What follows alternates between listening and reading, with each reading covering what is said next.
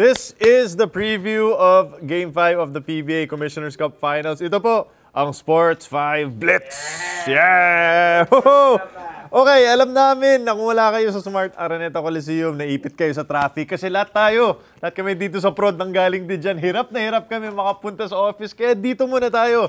Makitambay tayo, makipagkwentuhan sa Facebook tsaka sa YouTube. My name is Chuck Araneta and thank you so much. I'm sure you guys are so excited for Game 5. Tabla po tayo, 2-2.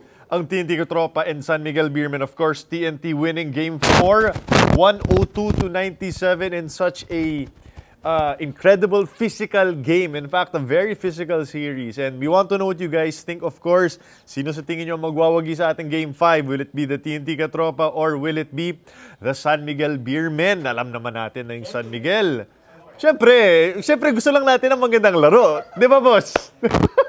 Di ba? Siyempre gusto natin ng bakbakan dito sa Game 5. And of course, everything we've seen will really show that that's what's gonna happen dito pa sa ating Game 5. Pero una sa lahat, congratulations of course to our reigning best player of the conference, Chris Ross. Palakpakan naman natin si Chris Ross, of course, winning his first ever the best player of the conference. Candidates are from best import of the conference in Charles Rhodes, who beat out guys like Ricardo Ratliff of the Star Hotshots. And of course, yung import din ng TNT na si Joshua Smith. And but of course, I actually had the chance to talk to Chris Ross before the game. Nakasalubong ko siya entering the Smart Araneta Coliseum eh. Tapos sinunod ko, "Oh Chris, may chance kang mag-BPC ha. Excited ka ba?" And yung mukha niya talaga, as in, wala siyang paki sa award, gusto lang niya mag-champion. And that has always been the thing about Chris Ross. He's always putting the team before him. He always wants to get the championship before any of the individual awards. So, and he was also very disappointed sa kanyang laro. Nung Game 4, sabi niya, he really let his team down and he wanted to do better. So, tingnan natin kung makakabawi ang ating best player of the conference in this crucial Game 5 battle. Now, again, let us know what you guys think. Sino sa tingin nyo mananalo? Tweet me at Chuck_Araneta on Twitter. And let me know also all of your thoughts about the game as it's progressing. Kasi meron din tayong post-game. So pwede tayong makitambay dito sa Facebook tsaka sa YouTube in order to hear about and to talk about the game, which is coming up very, very soon. I believe handa na ang coverage dito po sa TV5 for the PBA Commissioner's Cup. So just to segue to that, panoorin natin ang best highlights ng Game 4. At balik tayo after the game dito online para sa Sports 5 Blitz post-game. But for now, let's send it over to the Game 4 highlights.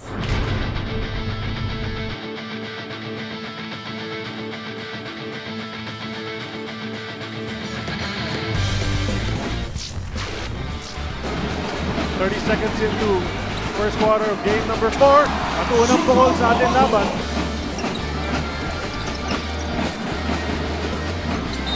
Pero ngayon, siya naman ang umatake. R.R. Garcia Pollard to rebound. Kill push. Ginamit ang screen ng kanyang malaking import. Diretso sa basket. Binigay kay Arwin. Takes a couple of dribbles. Fades away in the lane. Ross bukas mula sa 3. And as usual, he knocks that down. Lob inside to Charles Rhodes. Roy Rosario. Basket off the glass. Chance for the three-point play. For TNT right now, Rosales trying to go baseline. Iniwan para kay Pogoy. Can he finally get to? Yun na yun!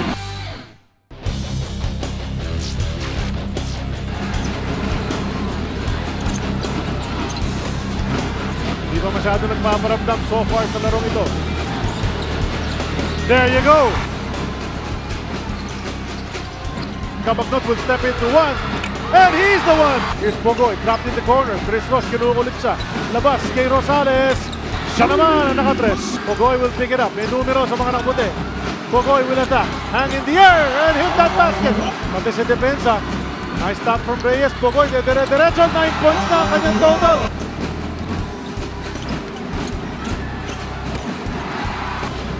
Back to Rhodes. Kerry Williams gambled there and Rhodes took advantage. Nakaagaw ang San Miguel Beer. Arvin Santos finishing the fast break. Out to Pogoy. Balik kay Smith. cut on the baseline. Troy Rosario, the reverse. Napunta kay Troy Rosario against the smaller Chris Ross. Quick attack. They go to Smith. Smith will make his move. One up fake. Ayun na. Easy basket para kay Joshua. Ranidel ngayon. Spin move. There we go. Nice screen from Junmar. 3 from Kabagot. Naka-address pa.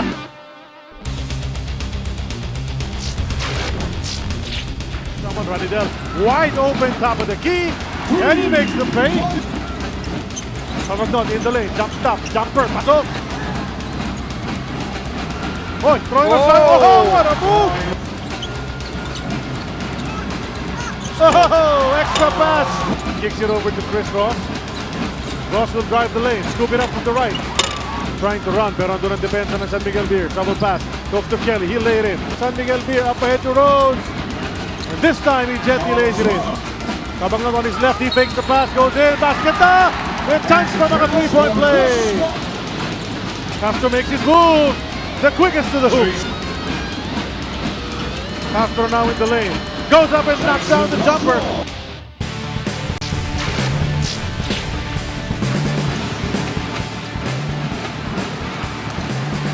Arwin Santos. Napuntang araw, but he kicks it out. Bukas si Pogoy mula sa 3. At napasok na naman yan. 6 seconds to shoot. Kabagnot, pinasa kay Ruela. Shot is up. And he knocks it down!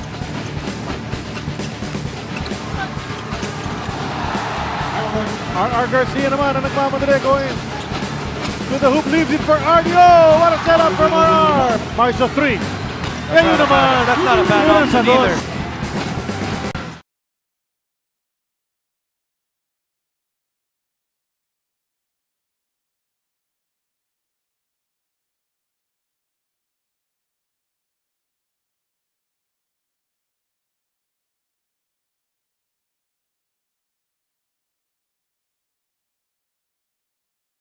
Ito nga yung labang nila eh, dahil meron silang championship points.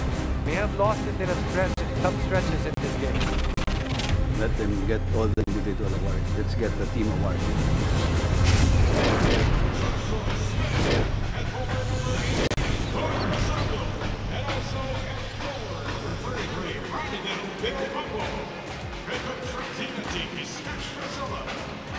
And now, here are the starters for the San Miguel Beermen. At guard number 6, Chris Ross. Also at guard number 5, Alex Abon. Number 50, Jumar Bajardo. At forward number 0, Charles Rhodes. And also at forward number 13, Marshall Lassiter. Head coach for San Miguel is Leo Austria. The referees for the ball game are Peter Bala, and Mauro Yosef. Just about ready to put the ball into the air. Starting lineup for TNT. Katropa, something similar to game number 4. Well, they had success with this lineup. They have 3 big men on the floor, which makes it a little bit of a problem for Lassiter, whoever is guarding. So you're going to stick with that, no?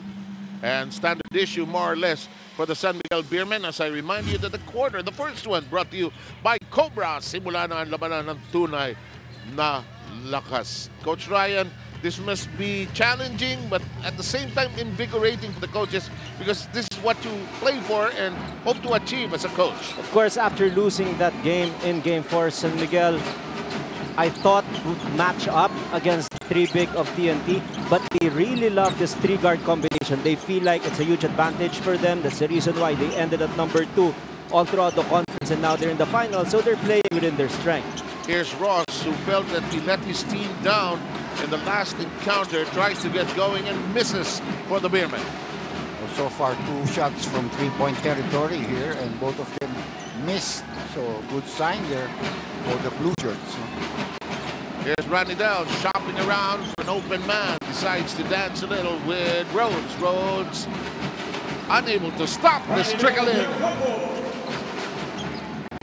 Very experienced player talaga ito si Ranidel, no matter who's defending against. He's up against an import, and yet it's a one-on-one coverage. Of course, you want to attack Rhodes on defense. That is why talagang one-track mind si Ranidel doon. Kung hindi man siya makakuha ng 2 puntos, makakuha ng foul because Rhodes has been in foul trouble for much of the time here in this series. It's a fresh move on your screens brought to you by Rexona. It won't let you down. Bugoy collects his first foul. Bugoy stepping out after 2 non-scoring games in 2 and 3. Finally stepped forward. Maybe that the stigma of that incident with Arwin Santos suddenly disappearing from his mind and thought pattern as Ranidel tries to bring it across and looks for a point guard. What was evident there was Fajardo has not touched the ball at all here. In the sequences, no? The early going. 3 3-point attempts para sa San Miguel, all misses. In the meantime, the first Oppo F3 Plus dual selfie-camera 3-point shot. 5-0, early lead by the Katropa. Ross attacks, will go to the corner. Cabagnot lets it fly. No rebound. There's the touch of the ball by the big man. First time, and Ranidel secures the rebound. Now, if you are TNT, you will allow San Miguel to take as many shots from the outside, knowing that these are low percentage shots. So a total of 5 attempts for them, 4 coming from the 3, and hindi pa sila nakakashoot in this ball game. And the beer men on the bench have yet to sit down, but there's a pickpocket job by Marcho. Over to Cabagnot, whose scoop shot has worked like a charm here in the finals. Yan ang ayaw ng TNT. Magkaroon ka ng turnover, especially free throw line and up, because it usually results in a fast break. Sa bilis ng takbo ng San Miguel, umiiksi yung court eh. And that is one way really to dictate the tempo on defense, because in the games that they have won, of course, we're talking about San Miguel, they forced 21 turnovers. Nung natalo, 17 lamang. So those 4 possessions, malaking bagay yun sa kampanya ng San Miguel. Dr. J, I remember you telling me a long, long time ago that every big man must have a hook shot, and Joshua Smith seems to love that shot. He loves that, especially when he spins to the right. And that was the game winner in game number 1. RR trying to control his steps. Ranidel squeezes through traffic. And San Miguel will request for an early timeout. They've fallen behind by 7.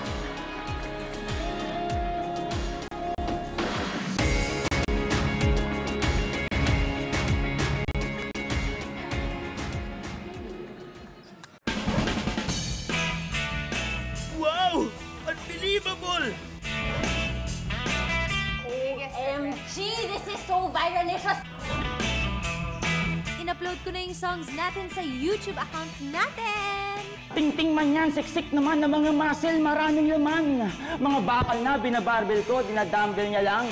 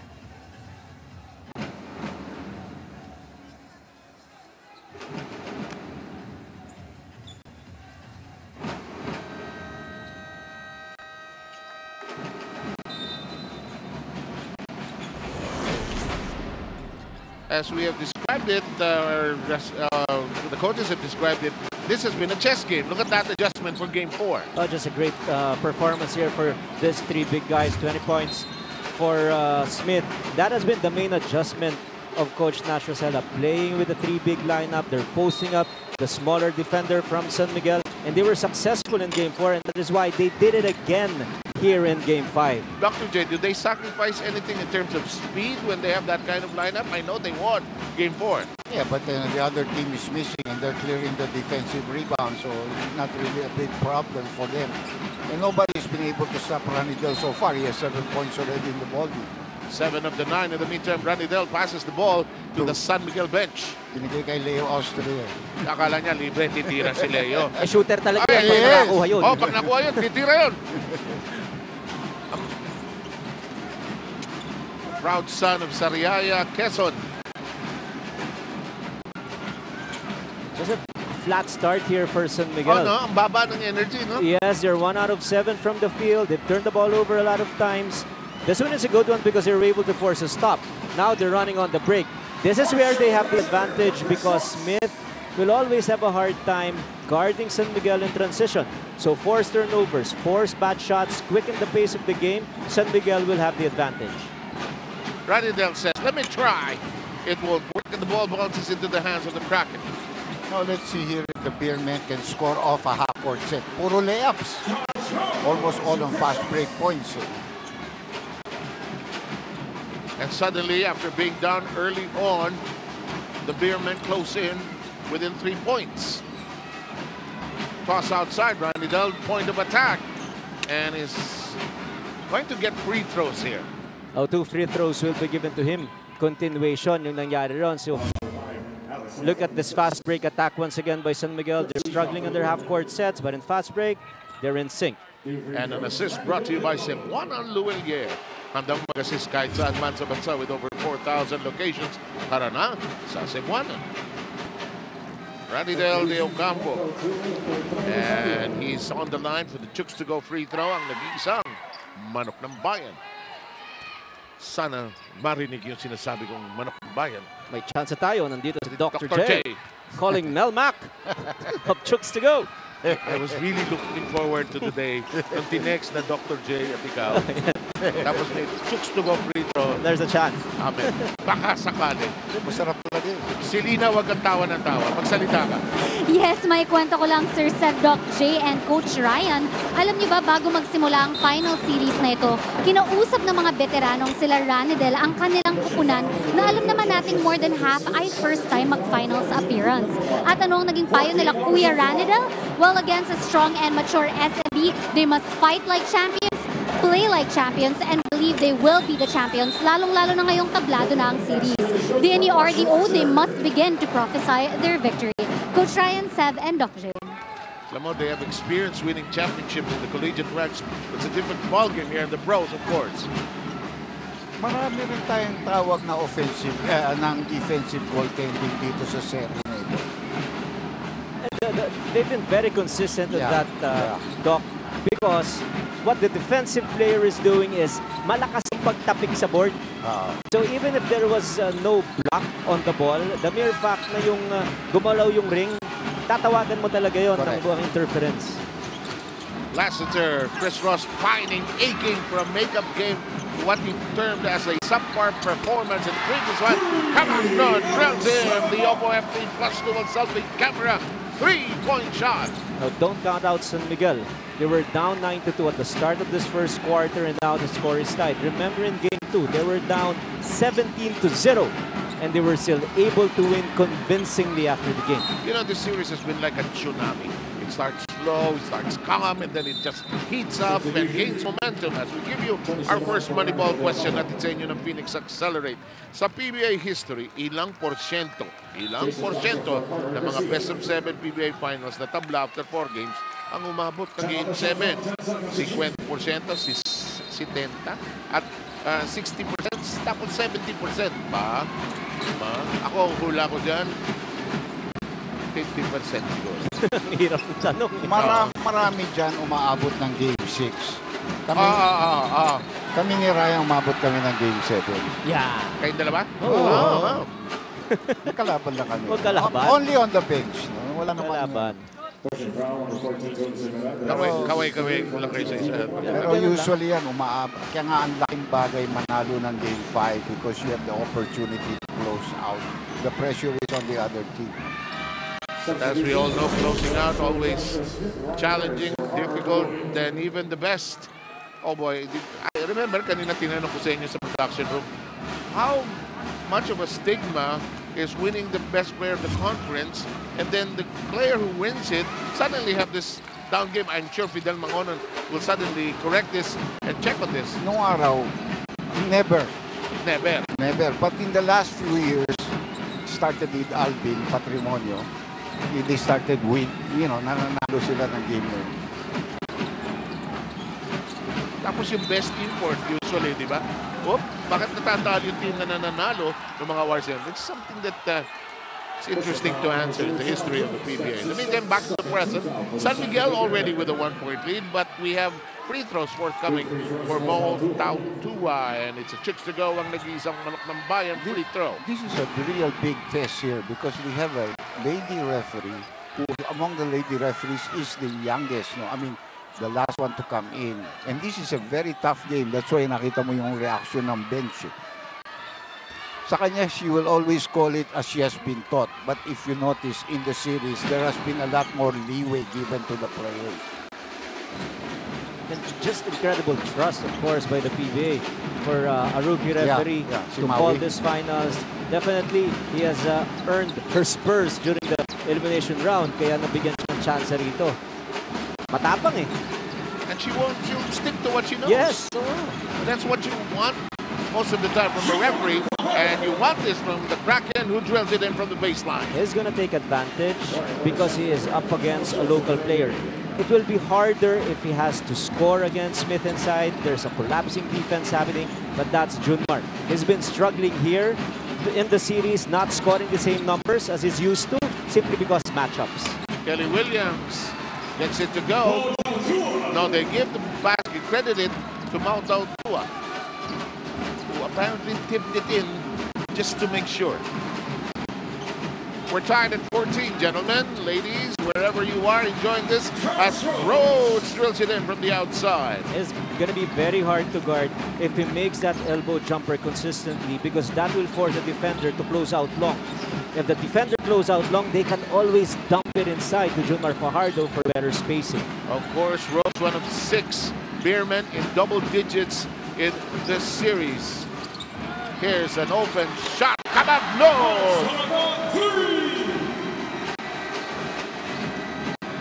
And look at this. Suddenly, San Miguel races to a 5-point lead. We take the short break.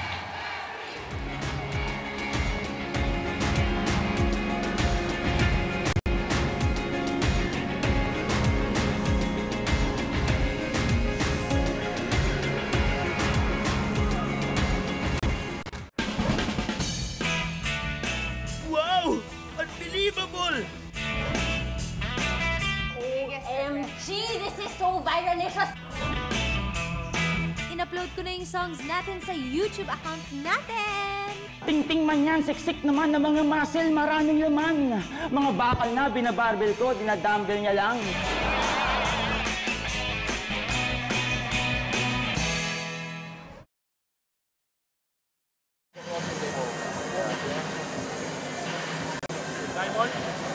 Ray, ikaw na magdala? Ito.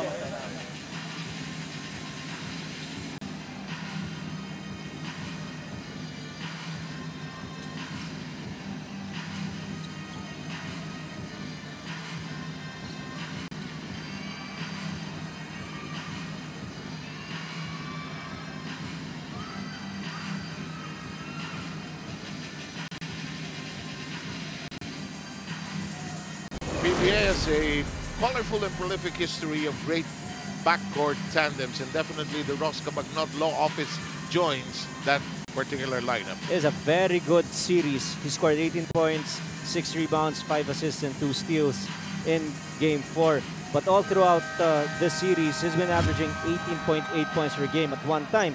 He even scored 28 points to lead all scorers here for San Miguel. And send it to Selena. Matapos mapanalo ng teammate niyang si Chris Ross ang BPC Award, Alex Cabagnot, having placed second, did not feel down at all. In fact, Alex is happy for Chris because they work hard together and at least the award stayed with SMB. Ang may papangako daw ni Alex ngayon is consistency. And as he puts it, you can only control what you can control and what you could do. Sana what I can control can help the team win. Said Doc J and Coach Ryan. This will work. Thank you very much, Selena. And the basket now makes it just a 3-point lead for the Bearmen. Good timeout. They were able to get a good play. A nice pivot move there by Kelly Williams. And very interesting here for San Miguel. They're sticking with their starters here while itong TNT nakailang balasa na ilang mga players na ang pumapasok. It really speaks well on the kind of conditioning that the players of Coach Leo Austria has. This is a move brought to you by Smart. Enjoy Smart's newest and fastest LTE network now. Leo is very much concerned about chemistry and keeping the fluidity to 5 people that he trusts, at least with his starting lineup. Yeah, and then of course Arwin Santos. Pero so far they have not gotten any good offensive games from Gabi Espinas, who's really been off in this series, at saka si Ronald Tubit. Espinas has just scored 7 points all in the 4 games so far. Tubit, on the other hand, just 5 points. Digging in deep, he's swatted away by Rhodes. In the corner we go. The shot works for 7 on. And what happens is there's a foul. I believe some of them. What happened? 24-second violation yata kung umabot.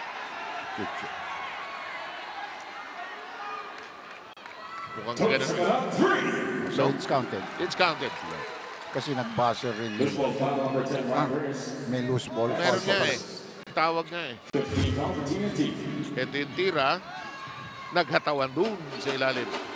May tumalsik. Ito ang foul kay Reyes. Okay. San Miguel lamang pa rin ng isa. There's a wrestling match of sorts in the middle. Each time these two teams battle, and the ball will stay on that side of the floor. The answer to our first Moneyball question, natin taking a Phoenix Accelerate. Number 2 is the answer. 60% ng mga best of 7 PBA finals ng tabla after 4 games at umabot ng Game 7 sa history ng PBA. Oh, that almost had a chance.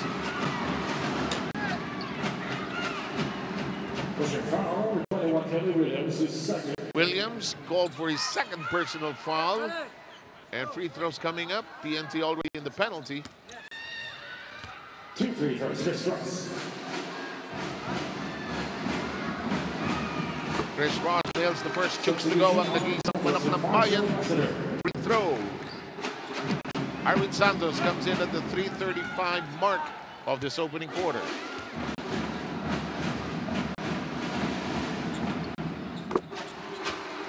Arwin just loves these green socks, huh?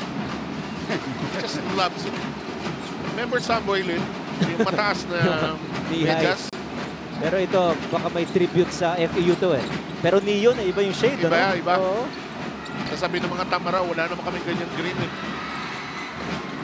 In the meantime, oh, great pass! Anticipated by Rhodes, and here we go with San Miguel rushing to the other side. But TNT comes down quickly. Ross tries to create some opening.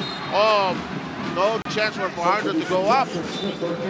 I'll give it a credit there on the quickness in transition defense by TNT. Another turnover for them, but this time they know it so well. If they turn the ball over, they should not quit. They sprint back on defense and force another turnover, and hopefully that turnover that they committed is erased. Because in Game 2, dun talaga namayani itong San Miguel because napakarami ng turnover ng TNT. Yancy De Ocampo sees action, did not play in Games 2 and 3. In the meantime, the lobby inside. Rhodes tries to sneak in from behind. Ball is stopped. Magnot has a hand on it. However, Castro quick to the draw there. He fires with Rhodes dressed behind him. The ball bounces up and out. Loose ball foul underneath. Just another live body early in para rito kay Yancy De Ocampo, and the reason for that is they don't want to overextend Julmar Fajardo, and of course they want to make sure that Fajardo will not get into foul trouble early because in Game 4 he left the game because of 6 personal fouls. Tama yun, Ryan. Si Ryan talaga pwede mag-coach yun. Magaling talaga mag-analyze yan ng games. I'm done, Doc! That's what you think. That's what you think. You're still young. Baka at the end of the season, bigla mo kami sasabihin, guys, yung pansit next year na. Ha? We have a nice tradition. If you do back-to-back games, you treat the group to pansit. We're still waiting, Coach. Doc is games 1 and 2. Game 2 and 3 ako. O, pwede tayo, Doc. Pwede na tayo. Yung number 2 naman, hindi naman. Pero hindi kita. Kahit naman sino magtrabaho. Okay, into the last 2 minutes of the opening period. San Miguel leading by 5. Penetration. Ooh! Peligroso yun. That's being a daredevil move. Throwing caution to the wind ang ginawa ni Roston. Obviously trying to make up for his disappointment in game number 4. He is definitely offensive-minded in tonight's game. Is attacking with impunity. Take a look at this one. Obviously, Semrad was still moving, and not only that, yung isang paa niya nakapasok dun sa no-charge zone. You have no business not going aggressively for defense. Kaya natawagan siya ng blocking doon. Here's this power move of the quarter brought to you by Cobra Energy Drink. 2-9 na lakas. First 2 games, San Miguel took the opening quarter. And in game 3, we were tied at the end of the opening period.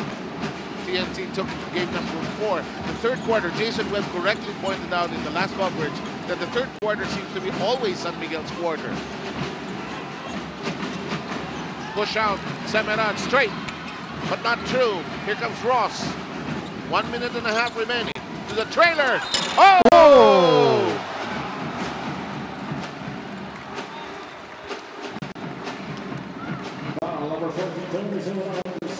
And Semeran ends up sprawled on the floor. Watch this again. He collected his third foul.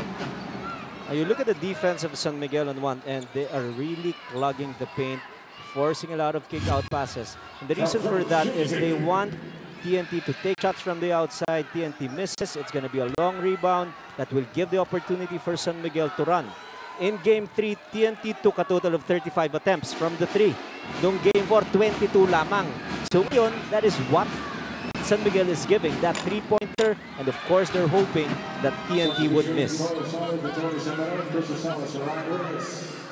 Dare you to shoot. Shoot all night long, they seem to be saying. Because they will have a hard time containing Smith. And then, you know, on the floor, they're saying that, tira mo. Tira mo. May konting mind games talaga yan. Oh. That'll work. It is now 26-19. And they'll be splitting their charities in this first quarter. And the way the series has gotten too close and tight, they could be paying for those misses. Here's a double team on Smith. There's a cutter downstairs. Smith still has it. Sumabit, Yancy, and the poor referee in the middle of the Giants. And you have to remember, of course, Yancy Ocampo is there because he can spread the floor on offense, can shoot from the 3. But aside from that, he can give up 6 fouls. So kasama yun sa plano. Well, that's only the 14th foul of San Miguel. TNT has already been in the penalty for quite a while here in the first quarter. Run it down, it's Yancy. 11 points already for RDO. Hindi niya ininda yung depensa ng kanyang big brother doon.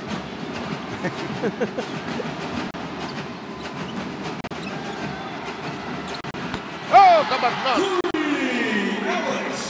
It's just a master pick and roll operator itong si Alex Sibagnot.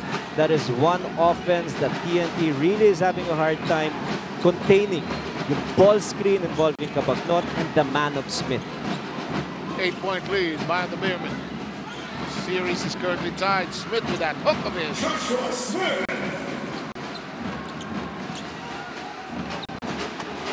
Possible 2-for-1 play here if they played early for San Miguel. Now they've slowed it down. Here's Cabagnot's favorite cup of tea. Not on that trip. Rebound loose in the hands of Rosario. Jason, diagonal. Here's Rosales. And then the gutsy shot there by Rosales. Obviously, he's got that rhythm going for him. He also scored 3 points in Game 4. Tapos ngayon, wide open shot in transition to cut the lead to just 3 points. We're coming down to the final 8 seconds of the first quarter. of Game 5. That scoop won't work. One last team on its way.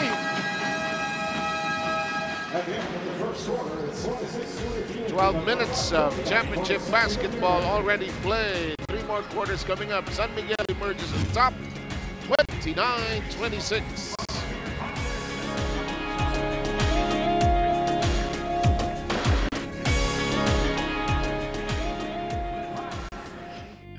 Ako yung pag may kalaro, pag niyaya ako kaagad eh.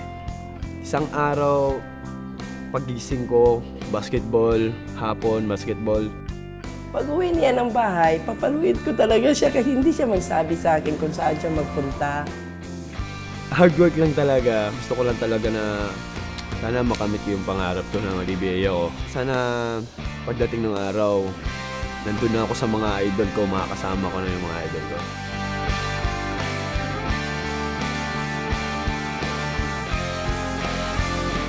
Gio has one very rare quality in a basketball player. You know, we felt that he had a specific skill set that would come in really handy for our team.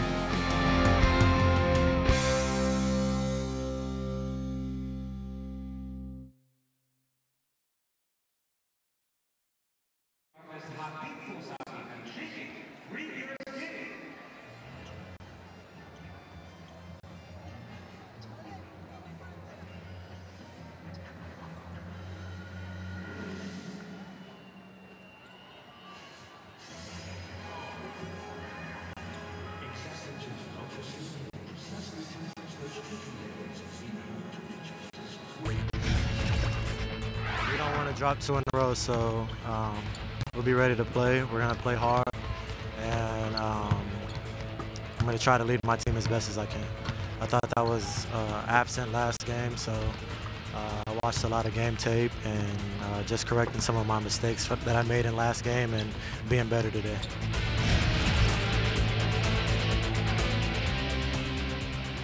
Well, he knows what he has to do. Well, you know there is a problem if Ross only scores 8 points, 4 assists, 2 steals, and 4 turnovers. Because in the games that they've won, 18.5 yan, 7 assists and 4 steals. So he's doing it on both ends of the floor. He's not just a unidimensional player for San Miguel. Water is brought to you by Cobra Energy Drink. May laban ka, Selena. May report ka. Yes, after having won the BPC award, Chris Ross says he doesn't really care about it. What he wants is a championship. So everything else, tulad na lang ng award na yun, ay secondary. Kaya naman, Chris really took the blame for their loss last Wednesday. Nakita naman natin yan. And alam nyo ba, Chris got so bothered, hindi siya nakatulog ng maayos the past 2 nights. So today, he comes into the game extra motivated. So tingnan natin kung paano siya babawi. Coach Ryan, Sev, and Doc J. Haba, ano? 3 kailangan mo sabihin pangalan, ano? Nasaktan si Fajardo sa offensive foul. Selena, thank you very much. And took a moment for Fajardo to get up, Dr. J. Look at the weak side action here. Yeah, makikita natin. Parang hinawakan niya sa kamay and he bended the... So, could be a case of hyperextension on that right elbow. You're jockeying for that position. At natawagan naman, the referee was on top of the action of an offensive foul. It's called against Mo Tautua. Pero ito, sinestretch ni Junmar Fajardo yung kanyang elbow.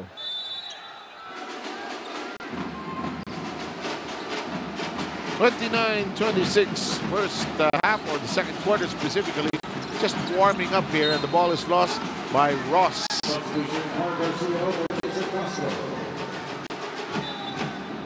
There's also that part of Chris Ross where he might want to try to do too much in a very valiant effort to make up for whatever he failed to do in game number 4. And 1 turnover for him on that play. He was actually fishing for a foul, but the referees did not buy it. Kaya yun, chance for TNT to inch in. They're down by 3 points. Hindi pa gumagalaw yung oras natin here at yung score natin here in the second. Kung yung oras hindi gumagalaw, may problema. Sira yan. Or time out. Baka time out. Ranidel has already 13 points in the ball game. They're trying to close out on him, but just a little bit too late here. Don't get him started. He can be a streaky shooter if he gets waxed up. He gets warmed up, that is. In the meantime, what gives? There's a foul. Still an important player in the rotation of Coach Nash Rosella, itong si RDO. Remember in Game 1, he was not able to play. He was down with the flu. And it took him a while really to get into his proper rhythm. And now this is by far his best offensive game because we're only in the second quarter. Meron na siyang 30 points. San Miguel continues to have some problems with their free throw shots. In the meantime, a fresh move brought to you by Rexona. It won't let you down. San Miguel 6 of 10 in the opening period, 60%. In the meantime, this chooks to go free throw ang nag-iisang Manok Bayan. Pagod na rin kasi itong player nito. He hasn't been taken out of the ball games since the start of the game. Hingal na eh, no?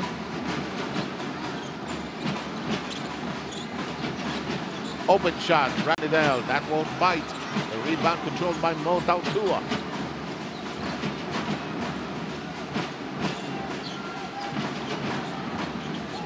Shuffle, the pass to the side.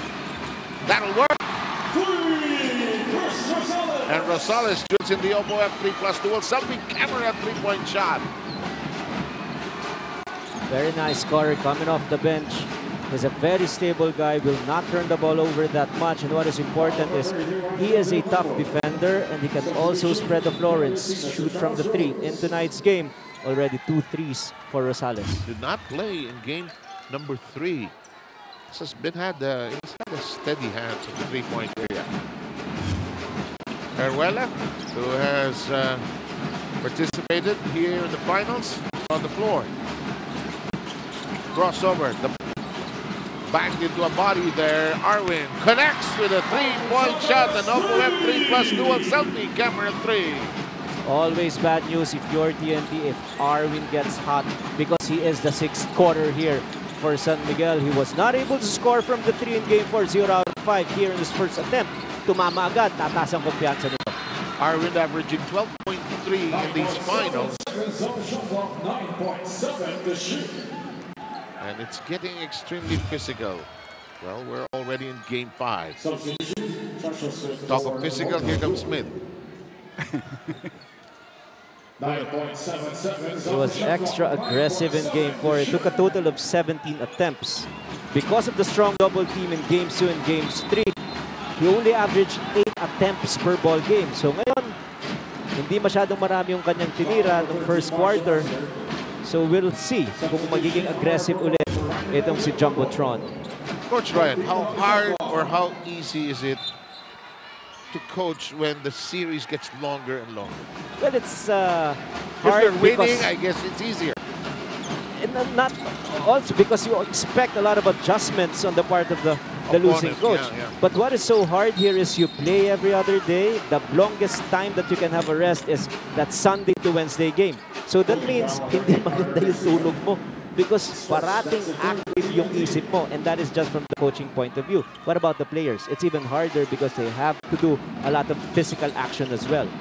Kaya pagdating sa mahabang series, yung will, malaking bagay na yun. Who wants it more? I know it's cliche, but that will definitely be a factor if you want to close out the series. Mogoy tries it from the side. TNT trying this guard rotation of 3 guys who can shoot from the outside. This shot, Heruela, no offline. Smith controls the board.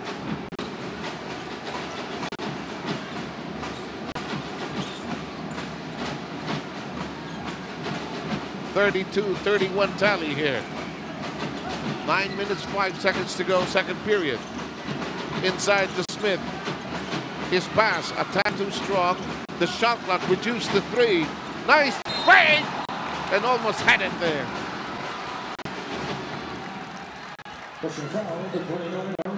Arwin Santos ends up with the foul. Patience, ano? Wala, may shot clock.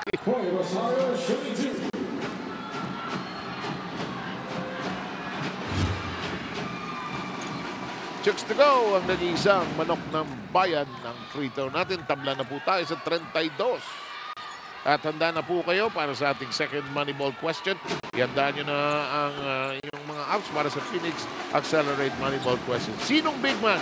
Ang unang pumasok mula sa bench sa larong ito? Ang unang big man na pumasok mula sa bench, Harvey Carey, Kelly Williams, o si Mo Tautua?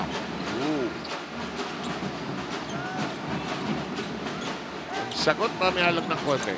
Lassiter libre. Lihis ang tira.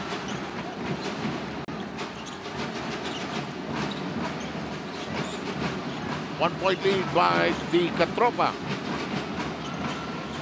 Garcia. Rosario. Arnold.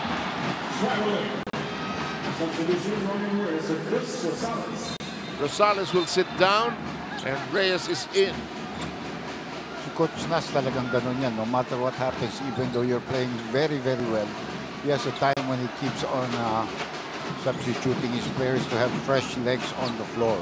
And you look at the number of minutes that his players have played here also in this series. Well, all throughout the conference, that is, walang player averaging more than 30 minutes. While on the other side, itong San Miguel, the 5 players are averaging 38 minutes or more. So in the long run, or if the series goes to distance, of course, mas lamang parate yung team na medyo fresh. San Miguel reclaims the basketball for another stab at the basket. Will it come? Yes, it will. That shot does not work in the rebound. Crashed to the floor. And is it a foul against San Miguel? Most likely, yes. Gabby Espinas. And loose ball foul coming off the weak side. A little push there done by Gabby Espinas. Coach, parang coach na rin kasi ito si Doc eh. Si Dr. J mentioned earlier, nahirapan si Gabby Espinas here in the series, and the reason being is the paint is just clogged and he likes to operate with his back to the basket, so nahirapan siyang makakuha ng little opening. Of course, it's gonna be hard kung si Smith parating nasa paint. That shot does not work. Nearly lost at the baseline. TNT gets to recycle its offense. This one won't work. Both teams missing here, and Spider-Man claims that rebound. Lassiter. And Pugoy caught the arm of Marshall Lassiter.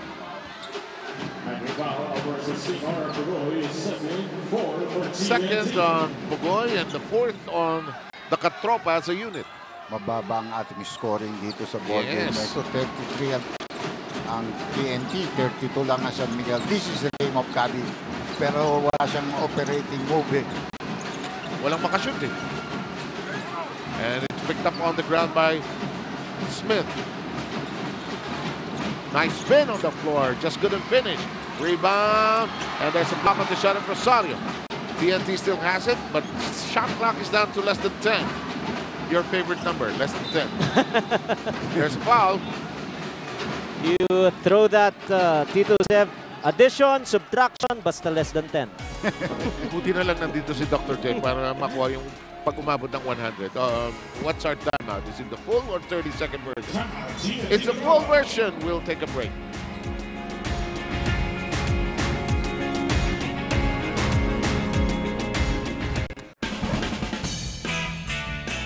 Wow! Unbelievable! OMG! This is so viralicious!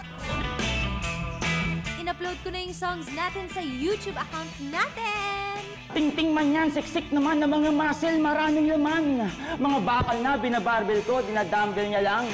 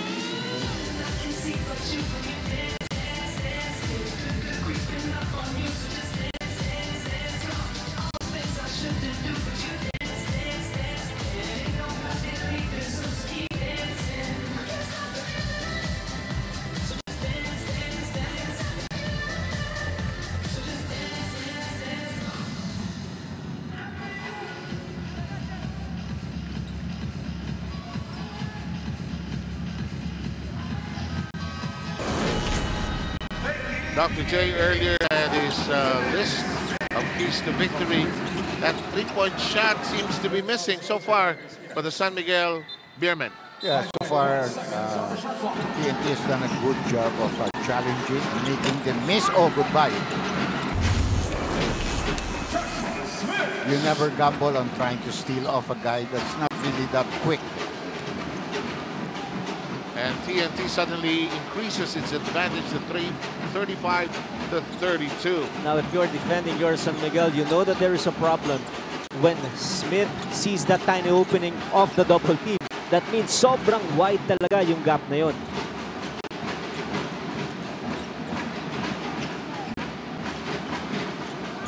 Step back, behind the back pass hits the foot of Rhodes. Referee says, let's play on. High on the defensive end. San Miguel has done a good job of stepping into passing lanes. Spider-Man climbs the wall. The first thing that they're doing is they're respecting that pick and roll of Garcia. They're aggressively double teaming, and the rotation was just fantastic. A little careless in that pass by Garcia. And that's a problem for TNT. Forced turnover, easy basket for San Miguel. And Garcia says hello to all of them, knocking in that long distance shot. What if he continues to make that shot? The defender cannot leave him. You cannot even try to help. That's none of your business anymore. You just stick to the guy that you're defending. Change plans. Bit of a forced shot there, but I think more of a fishing expedition. That is a veteran move by Rhodes. I wonder if he was looking at the previous games of Willie Miller. Dahil doon magaling si Willie, yung pasabit na ganon. But again, the referee called the foul, so 2 free throws will be given to Rhodes.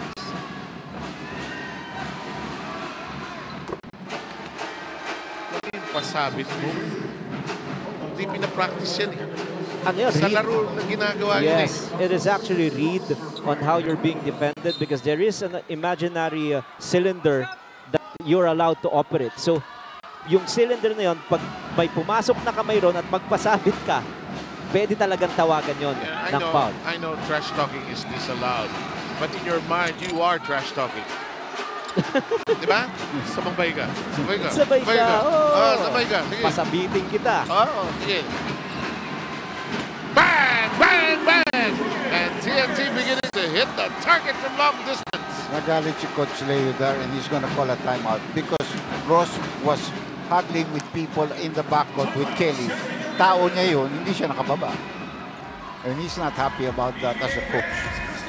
We'll be back after this timeout.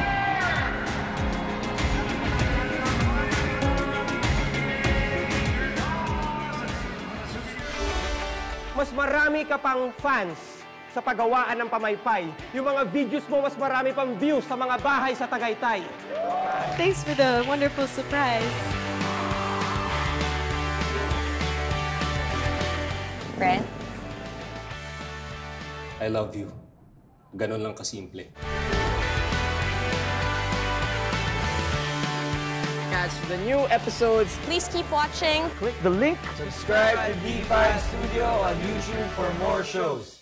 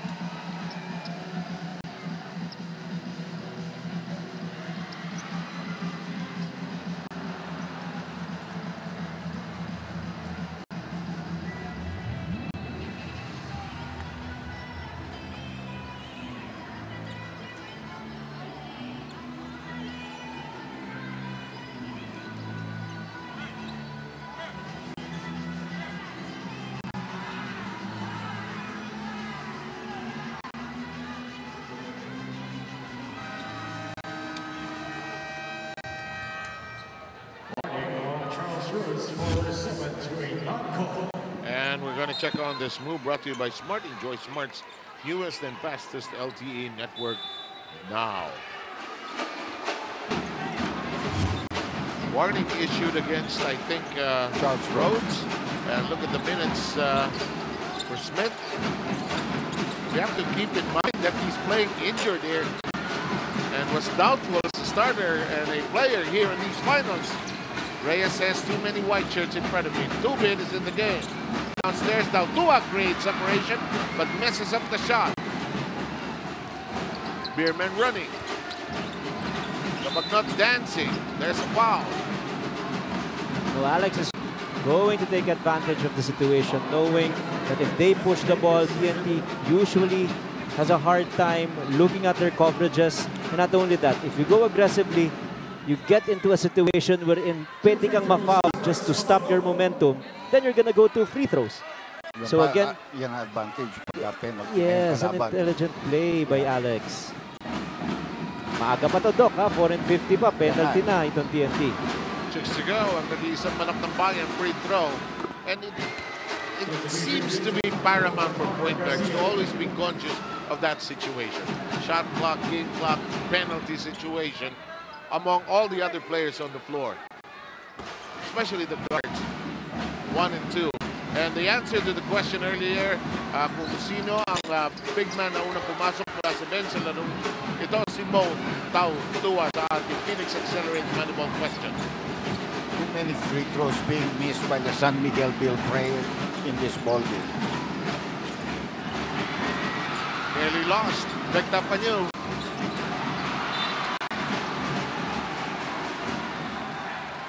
A little too anxious was Motau Tua there. Almost a turnover on the first one. He was able to get that leather back. Pero yung second pass niya, akala yata niya 7-footer yung kanyang pinapasahan doon. Napakataas. Yes. Kabagnot with a fake, 3 seconds. Kala nila titira na ni Alex nung unang fake. 41-37. I sense, and you can correct me if I'm wrong, a bit of impatience on the part of San Miguel. Yeah, I think that's true.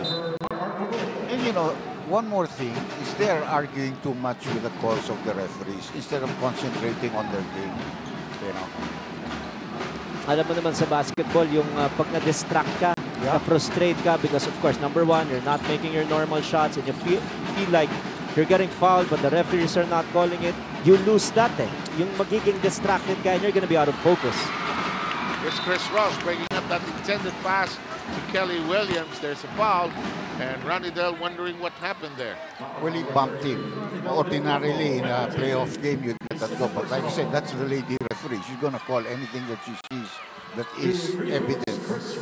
Buti na lang nandito si Dr. J kasi na-mental niyang nabibilang ang free throws ng San Miguel. San Miguel, currently 9 or now 10 of 17. Kasi lampas 10, hindi mo na kaya yun. Diba? That's yours. Okay. Bahala kayo. About 58. Yeah. Pero naman. Ikaw naman, Dr. J. Pinagkatiwala kita. 5 of 6 naman ang TNT sa kabila. Which is good. 83. Oh, Ginebra Governor, yes. Alfredis Joe with a tense look on his face. I can actually hear his voice, which I'll never do on television. In the meantime, here comes Ross. It's a 4-on-2. Here comes Tubin. Lambitin! May foul. Just 2-minute turnovers for TNT. I know they're gonna discuss this. If there's a timeout, they're gonna call out the number of times that they're turn the ball over because San Miguel will definitely pounce on this. Forced turnovers, fast break situations, easy baskets via layups, and now from the free throw line, just too many free throws for San Miguel in this ball game. Talking Tex with 10 turnovers, San Miguel with 6. Tobin aims carefully but misses. Good foul, in other words. You know, that they just didn't give a layup. You can see that TNT is still running very quick on their transition defense. Here is another player that has completely almost lost his confidence because kukunting minutes ang nailalaro na dito sa playoffs. Ooh. Katulakan sa free throw line. Referee holding both hands together.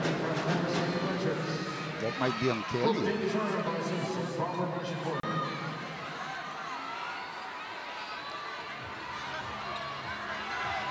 Kelly and Chris Ross have been playing a psychological basketball game, another warfare on a different part of the floor. Let's take a look at this once again. I didn't catch it. So buti meron tayong replay dito after that. Oh, that was a takedown. He was just emphasizing a point, but the point was too much. It was downgraded to just a regular foul. Another 2 shots here for San Miguel, but that will be the 3rd personal foul of Kelly Williams. So that might bother the rotation, especially of the front line of Coach Nash Rosella, because itong si Williams is the designated defender of either Fajardo or even Rhodes. Alam mo, when you play against Chris Ross, don't let him mess up your game. But I think what you should do is mess up his game. This guy's evolution is just fantastic. From a guy who's just known to be a defender, now he can score, he can rebound, he can do a lot of things inside the court, and is even our best player of the conference. And the best part about this is sometimes he can get into your mind, pero siya, composed pa rin siya. So tama yung point mo. Minsan kailangan na ibalik rin sa kanya yung ganon. So if I were to play him, I'd just say, go complain to the referee. That seems to be your problem all night long. Here's this duel of this conference finals. Pass inside Smith. Oh, he got it to go. May foul siya foul. That is a classic high-low play done by TNT there. And the reason why it was quite open inside is because of Ranidel's offensive game that forced Rhodes to climb out and be like 15 feet away from the basket. And in a double team situation na maliit yung isa, maliit yung isa, kayang-kaya ni Smith yan. And that's why it's a fresh move brought out to you by Rexona. Won't let you down. And I get this sense, Dr. J, that this guy, the TNT players like him. That's why he's still very much around despite the injury, despite his difficulties at times. They like him. That helps sometimes in carving out wins. The coach is having a very hard time with his offensive game. Yeah, obviously, they're just going to go with Smith all the way here. There's no question about that. The reason why they bought him here in the first place is they figured if they get to the finals, it'll be against San Miguel. And not only that, remember that label at the top of the right-hand side of their jersey in Game 4? That was Christy, the wife of Smith. And now, Jaden, the newborn child of Smith. So that has become a rallying point for TNT at some point. And TNT trying to hang on to everything. They have a 7-point lead as this half-minute, 30-second timeout is requested and granted. 3 minutes and 5 seconds remaining here in the second quarter. That's the 3rd 3-point shot converted by Rosales. Oh, yes. And they were very unhappy with Tubit because when he rotated, it was already too late, you know, so they're going to replace him. But that's the point, you know, San Miguel, this is like a do-or-die game for them. The 5th game is so important to them. That's why they're not really going to go to a lot of other players from the bench. These guys are going to have to play long minutes. Selena? Yes, Jaden Adores Smith. Yan ang buong pangalan ng bagong panganak na baby girl ni Joshua with girlfriend Christy. At nabanggit nyo nga kanina, Jaden is the patch on the TNT Katropas jerseys. Jaden was born through a C-section, and kanina sa dugout, Joshua kept showing us pictures and videos of his bouncing baby girl. And let me tell you, gentlemen, napaka-cute. Joshua says he's never been more happier in his life, and Jaden's birth motivates him even more to win this championship for his newly completed family. Doc J, Seb, and Coach Ryan. Thank you for that interesting and endearing slice of life, Selena. Junmar Fajardo gets it to go, cuts down the lead to 5. Just a conscious effort there by San Miguel to attack inside. They started with Rhodes on the left side block, but they ended with Fajardo on the weak side. Defense was a little late there to cover Junmar that close to the basket. Libre. That won't bite, however. They get it back. Jason Castro resets the table, reorganizes the menu, lets it fly. This order is well accepted. Alam mo, ang laki ng problema pag nagdo-double team ka kasi nag-i-scramble ka. It's not very easy to clear the defensive boards if it's a 3-point attempt. Arwin open. ends that run by TNT as we hit the 2-minute mark. Just a very stable operator. He's been there, he's done that, even if they're down by 8 points, and momentum seems to be on the side of TNT. Leave it to Arwin, very composed player. He was able to shoot that perimeter, Jay. Yeah, now they're gonna have to scramble all over the place. Wow, he's gone. Now it's good because the way TNT was shooting from the outside, you really have to rush out long. Now the intelligence of an RR Pugoy, he went for a counter move. All of a sudden, he was wide open for a layup. Yep. That's very clear. Late, but the right call, Dr. J. So you find Coach Ryan, San Miguel in a bit of a quandary here on what to throw against TNT. That's a great escape move, a power move of the quarter brought to you by Cobra Energy Drink. Tunay na lakas. Now it's all about reading the defense. Alam na nitong TNT that there's gonna be a strong double team, an aggressive one every time Smith gets that ball down low. Now this is a change up on the defense of San Miguel, but unfortunately it was not enough to stop that three-point shot of RDO. And what was the defense that they played? A zone defense, but not enough coverage on that shot from RDO. Big thing is that TNT is hitting their shots as Fajardo tried for the basket, fouled upon entry. It's going to be on Smith. That's his second personal foul. He's a daddy. Just a sacrifice, because you have to remember, coming into game 1 of the finals, he only has one good leg working for him, and yet he played tremendous basketball, winning that marginal basket in game 1 to tow his team to victory. Maraming nagsasabi that will be his last game, but you're already in game 5. He's still playing. No matter what happens in the finals, he will be the fastest man to run to the airport when this series comes to a close. He will tell the airplane, go fly. Now, want to see my kid. Here's Pugoy. Downstairs is Smith. To the other end of the universe, Rosales. Here's RDO. Yes! And TNT is on fire! They're just stroking it. They're just so confident. They know wherever the spots of each other is. And they're just looking for RDO. 19 big points already for the Vets. Turnaround won't work, and the rebound controlled by Castro. Coming down to the final 25 seconds of the first half.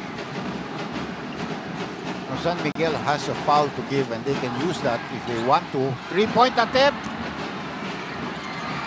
Allow it, rebound, and a chance for another attempt. That's the foul, Dr. J. Yeah, the foul to give. And 30-second timeout ang itatawag dito ng TNT. Might as well use it and bring it anywhere else. And look at this, it's a 12-point lead, the biggest lead thus far. Let's listen in.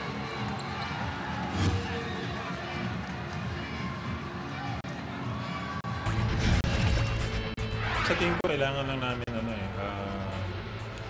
ituloy lang yung mga magandang ginagawa namin noong Game 4 para manalo ulit kami ngayong Game 5. Kasi as long na may energy kami, maganda yung ginagawa namin, talagang mahirap kaming talunin. Kapag dinoble namin yung trabaho namin, sa tingin ko may chance pa rin kaming manalo kahit pa paano. Sabi sa'yo, munang palitan yung nickname mo. Odor! Alain mo, gusto pa niyang kontra si MVP. Yun na nga eh. Diba? And look at his stat line in tonight's game. 19 points, 3 out of 4 from the 3. Total percentage from the field, 7 out of 9. He started in this ball game and he likes it. He knows this is the biggest stage right now. Likes it better than his nickname, which is better. And it is stuck. In the meantime, TNT Catropa just blazing the boards here. Here's an open shot. Oh! In and all the way for TNT Catropa so far. Boy, San Miguel has a lot to talk about in the locker room, Dr. J. Yeah, obviously they were not able to control the three-point shooting. They were scrambling all over the place, but they did not mark the right people. ang pinakamaganda doon is Rosales hitting his shots. That really opened it up for the other Good guys point. to get into the picture. Excellent observation. In the meantime, players head back to the locker room for the halftime break. 61-46 is the count. It's time to check on our Firefly Kasama Mo player of the half. Brought to you by Firefly LED. Kasama Mo up to 2 times longer than other LED bulbs. 90 pesos ang suggested retail price. Firefly LED Kasama Mo. And why not Ranidel De Ocampo with what he has done here in the first half. Dr. J and Coach Ryan Gregorio will be back with all of you just after this halftime break. Don't go too far away.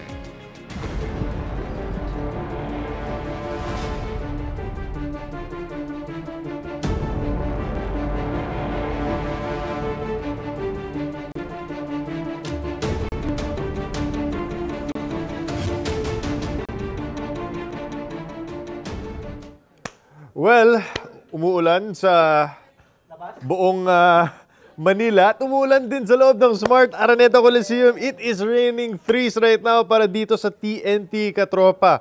Kaya naman lamang sila ng 15 puntos, 61-46 at the half.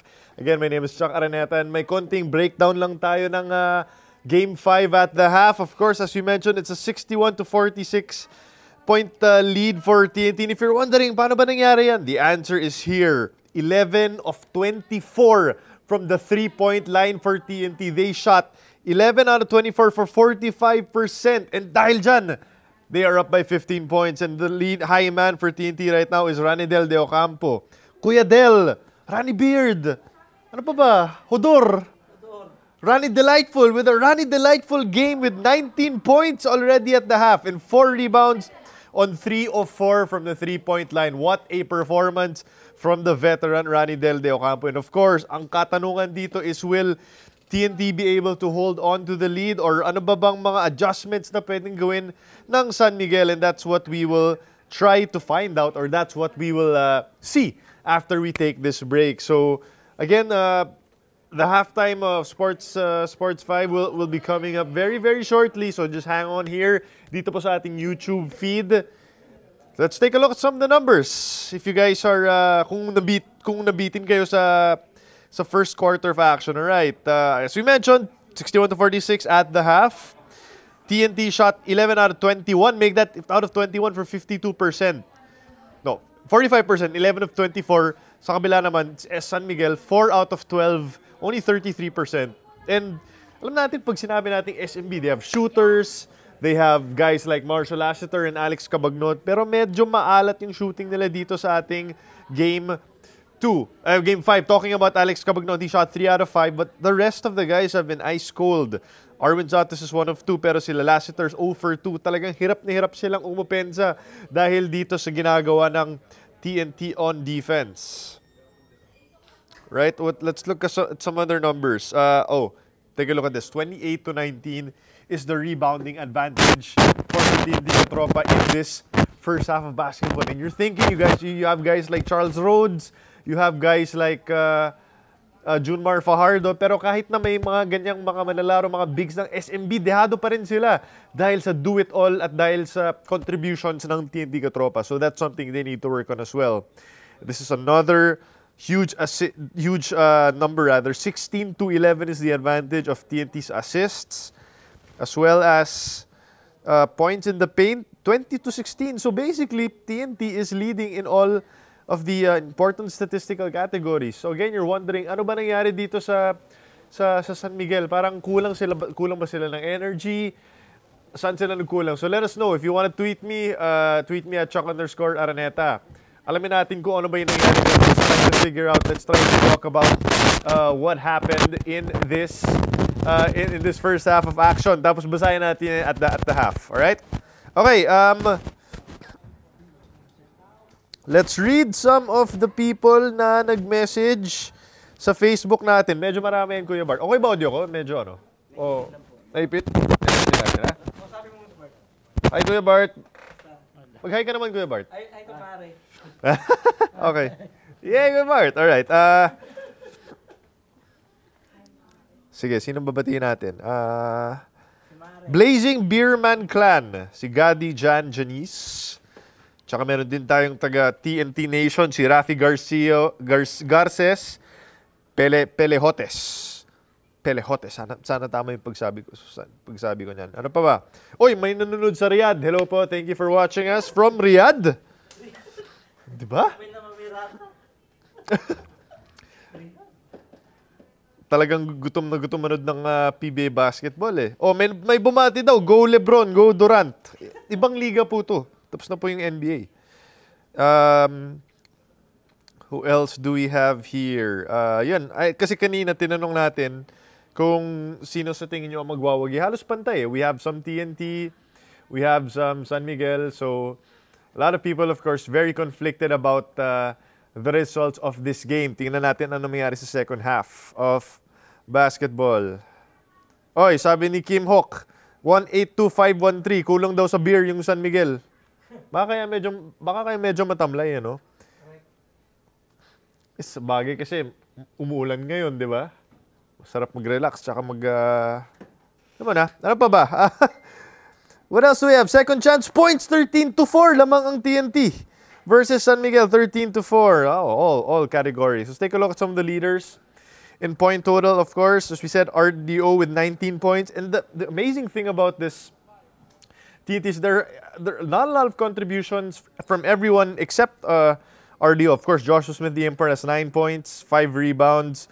And what about Chris Rosales, the second-year guy, with 9 points also in this game? He also went 3 out of 4 from the three-point line. Jason Castro, relatively quiet with 6 points, 2 rebounds, and 3 assists. He is doing a little bit of everything for his team.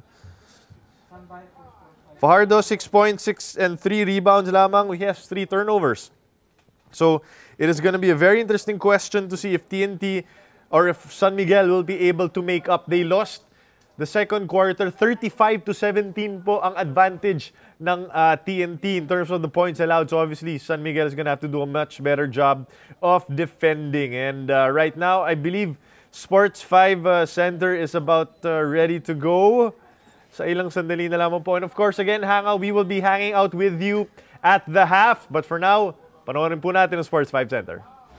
Good evening mga kapatid. Welcome to the Oppo Sports 5 Center. Ako po si Carla Lizardo and this is game number 5 of our PBA Commissioner's Cup Finals between TNT Katropa and the San Miguel Beermen. Of course, this game was very close all throughout but in the last few minutes ng ating second quarter, may malaking run itong TNT Katropa so they're entering the half with a sizable lead, 61-46 against San Miguel Beer and they are being led by Ranidel De Ocampo with 19 points, hitting 3 out of 4 triples in our first 2 quarters of action. But of course, this game is far from over. The question remains, sino ang makakuha ng crucial third win dito sa ating best of 7 series? At ito ang sabi ng ating mga PBA fans. Sabi ni Eric Yu, ang galing ni Coach Nash. Butas na butas ang depensa ng SMB. Go Katropa! Sabi naman ni Michael Idem, first half pa lang yan. Mamaya mag-iinat na rin ng tres ang San Miguel Beer. Kayang-kaya habulin yan, depensa lang. Sabi naman ni Riza Malik, ang cute ng baby ni Jumbotron. Kaya inspired maglaro ang TNT. Nangangamoy, 3-2 na.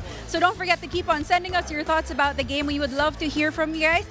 Use our hashtags, hashtag Oppo Sports 5 Center and hashtag WeArePBA. Now, mula sa ating Twitter, let's move on to our Instagram dahil makikita naman natin ang mga posts ng ating PBA fans dito sa ating Oppo Insta fans.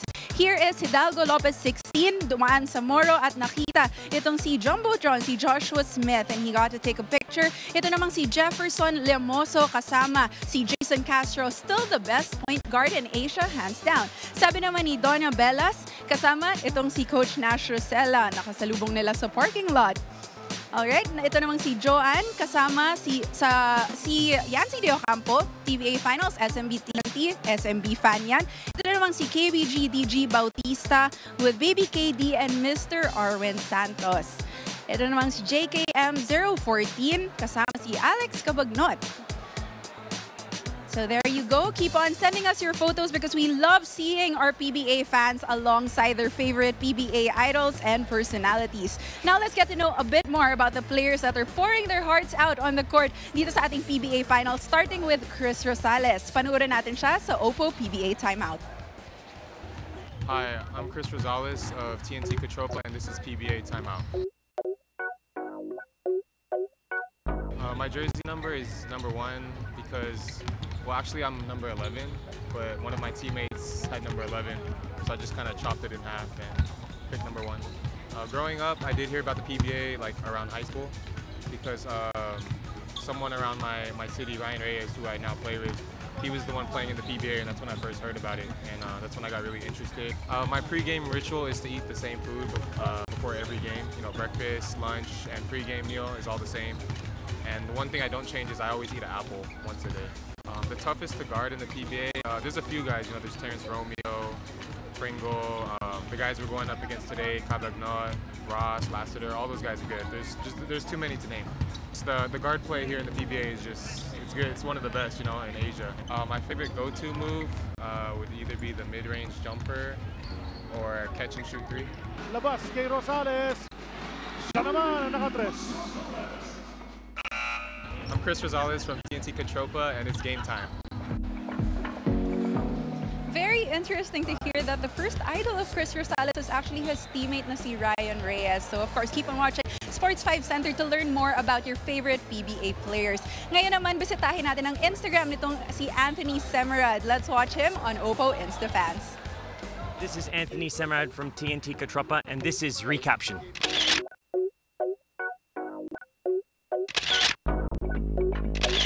Well, yeah, that's in Kerry Sports. My brother and I, we like to work out there usually 3 to 4 times a week. Brother and I, David, we like to stay fit and stay healthy, and I'm always ready on the court, so we want to be conditioned. So yeah, if I was going to recaption this, I would have to say this is the Fit Twins.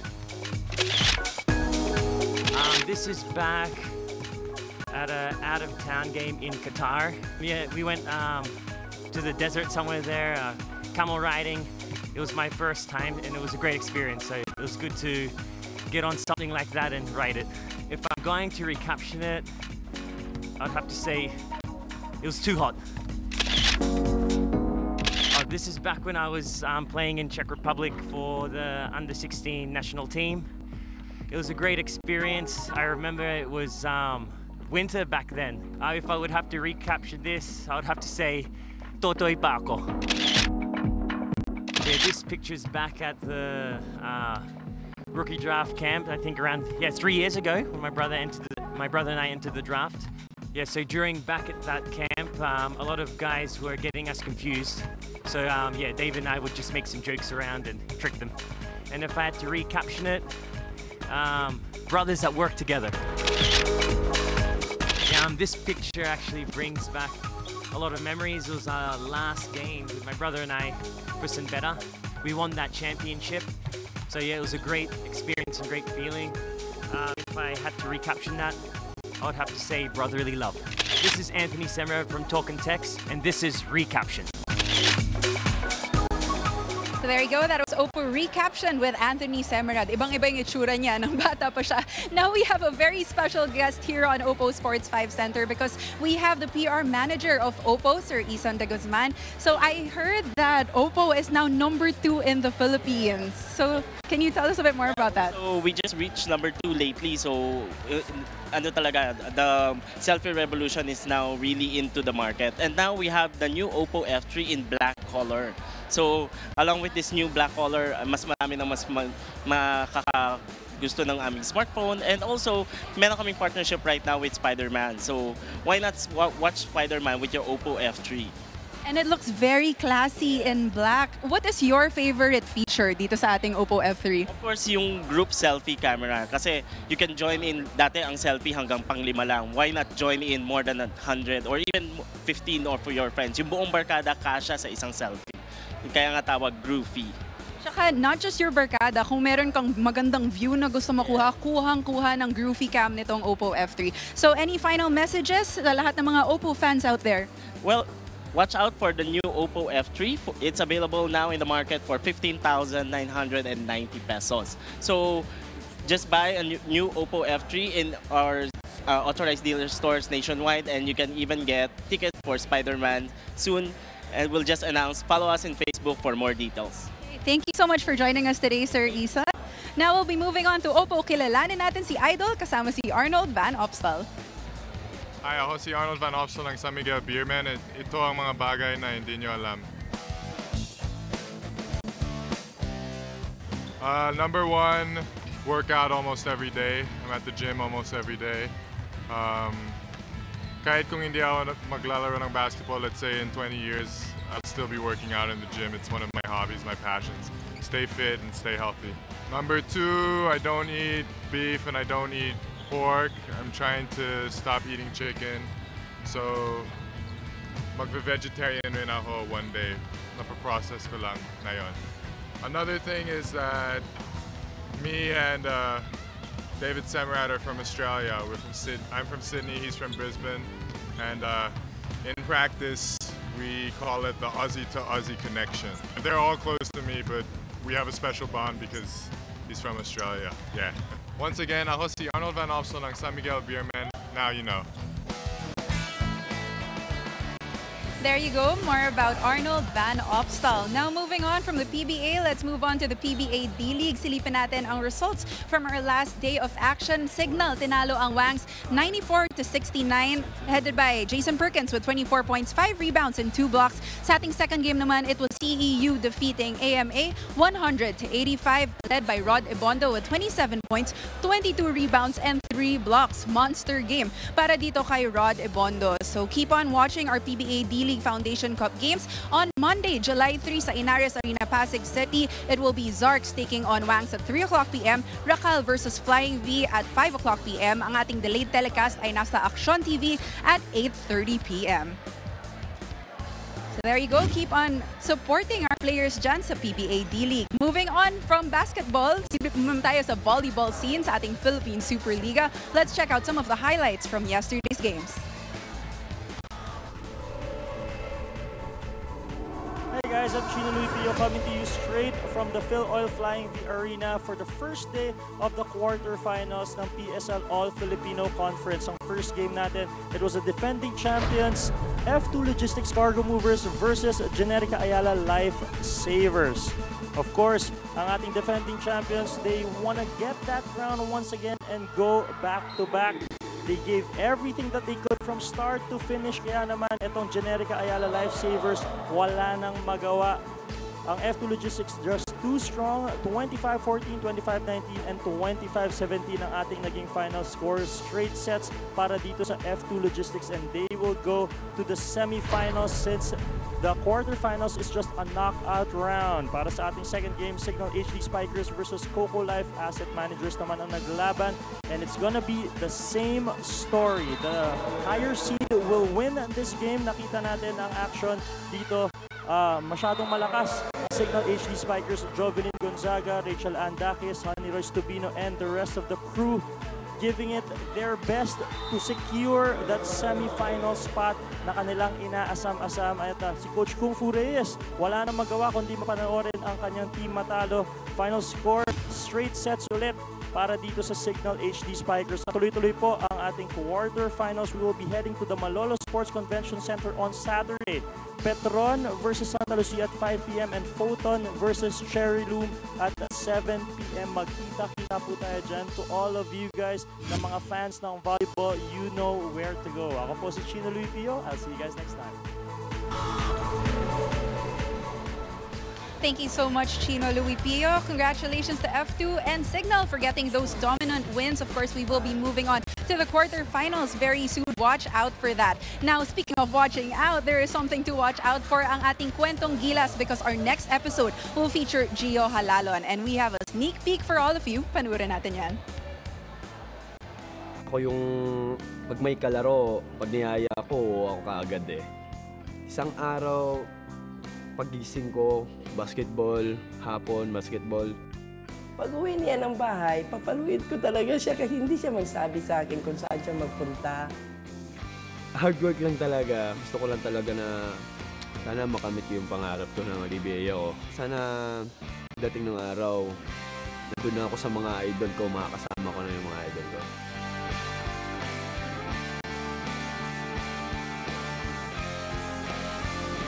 Gio has one very rare quality in a basketball player. You know, we felt that he had a specific skill set that would come in really handy for our team.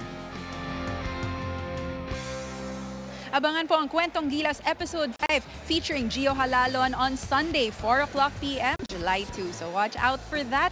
And of course, magsisimula na rin po ang ating Sports 5 Basketball Clinic. In partnership with the PBA, magsisimula na sa Saturday in Naris Multipurpose Covered Court sa Antipolo City. So this is open to boys and girls. So sa lahat ng mga kids who want to learn from their favorite PBA idols, punta na kayo sa ating Sports 5 Basketball Clinic. So yan po ang mga venues. Aabangan nyo po na pupunta ang PBA sa inyong mga barangay. Now, that is it for me, Carla Lizardo, dito sa ating Oppo Sports 5 Center. Once again, this is game number 5 of the finals between San Miguel Beer and TNT Catropa. Keep it locked in here on TV5. Thanks very much, Carla Lizardo. And we're going to take a look at some of the numbers presented to you by Chooks to Go, ang nag-iisang manok ng bayan. The Catropa setting things on fire in that second quarter with a blistering pace, the three-point shot, and a variety of everything, Dr. J and Coach Ryan. Especially in the second quarter, in the end game, they just bombarded San Miguel with three-point shots, and San Miguel had no answer because they were rotating always against the pass to Josh Smith. No? So 11 three-point shots conversion by TNT in the first half alone. And they kept on running around, trying to look for the person to check. And again, some Chooks to Go ang nag-iisang manok ng bayan numbers on your screens. Medyo bilis na wala kagad.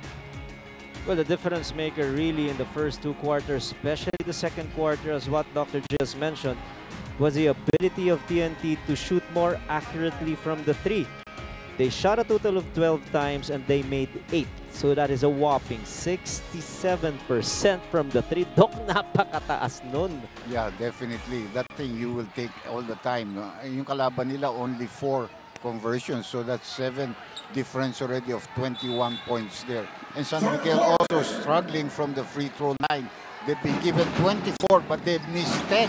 Oh boy, too many for the finals. The quarter, the third, brought to you by Cobra Energy Drink by Laban Ka. In the meantime, let's see if that conflagration or that fire initiated by TNT Catropa is still ablaze here in the third. San Miguel, of course, will make the necessary tinkering and adjustments. Here comes Ross attacking, skids to the floor, and some big foul. A very interesting starting lineup here for Coach de Austria. He's not starting with Twin Towers. That means Junmar Fajardo will come off the bench and is expecting Santos to also try to be offensive-minded because they've only scored 46. There's nothing wrong, but allowing TNT to explode with 61, you need better defenders, especially on the closeouts. That's why he's playing small.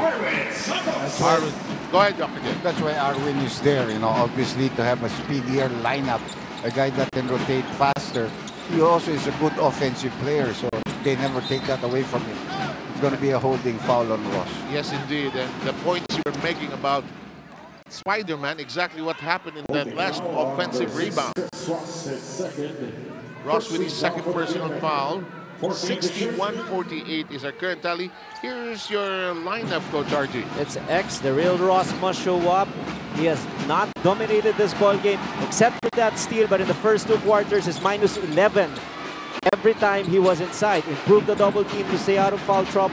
It's okay because Fajardo only with 1 foul at hindi pa masyadong nafa-foul itong si Rhodes. But defense is the key for win number 3. Definitely an X mark. You allow TNT to score 61. Potentially at the end of the game, that will be a total of 122. So obviously in the first two quarters, defense was not a strong suit for San Miguel. In the meantime, TNT Catropa picking up the ball of a steal and they lose it subsequently. If you compound that a little bit, I thought San Miguel played a little bit too individualistic. They weren't able to get the points from their big man. But anyway, two things good already. Smith, I think, played enough to really cause a lot of damage, and San Miguel defended the three-point territory well. Of course, Pogo and Troy Rosario have not really exploded yet offensively, but there was a big guy in Rosales and, of course, Ranigel de Ocampo. Other guys stepped in for those 2 rows. In the meantime, Ross with a grimace on his face is unhappy because that will be his 3rd personal foul. And you know that kind of a defender Chris Ross is. He gambles a lot. He's susceptible into committing a lot of fouls. But this is going to be a hard matchup for him because he has to defend the 6'7" guy down low. He needs help. That won't work. The rebound claimed by Rhodes. Here comes Ross. Let's send it to Selena.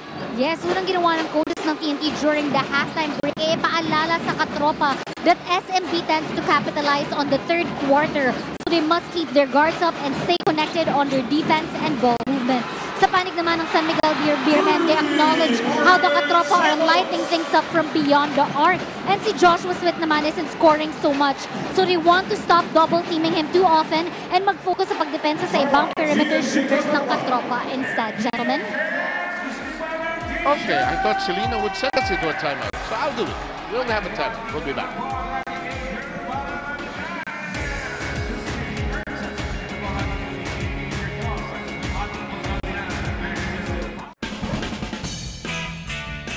Wow! Unbelievable! OMG! This is so viralicious! In-upload ko na yung songs natin sa YouTube account natin! Ting-ting man yan, siksik naman ng mga muscle, maraming laman. Mga bakal na, binabarbel ko, dinadumbbell niya lang.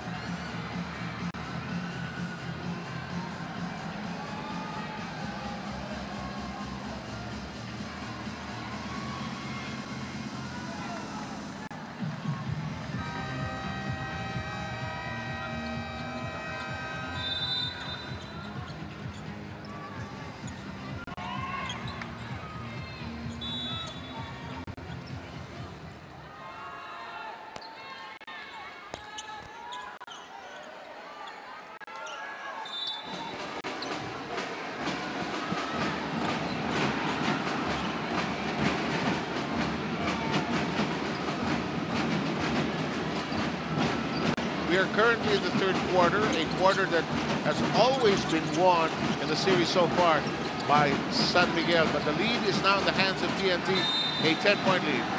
And the call is? 5-second violation, ball hugging violation.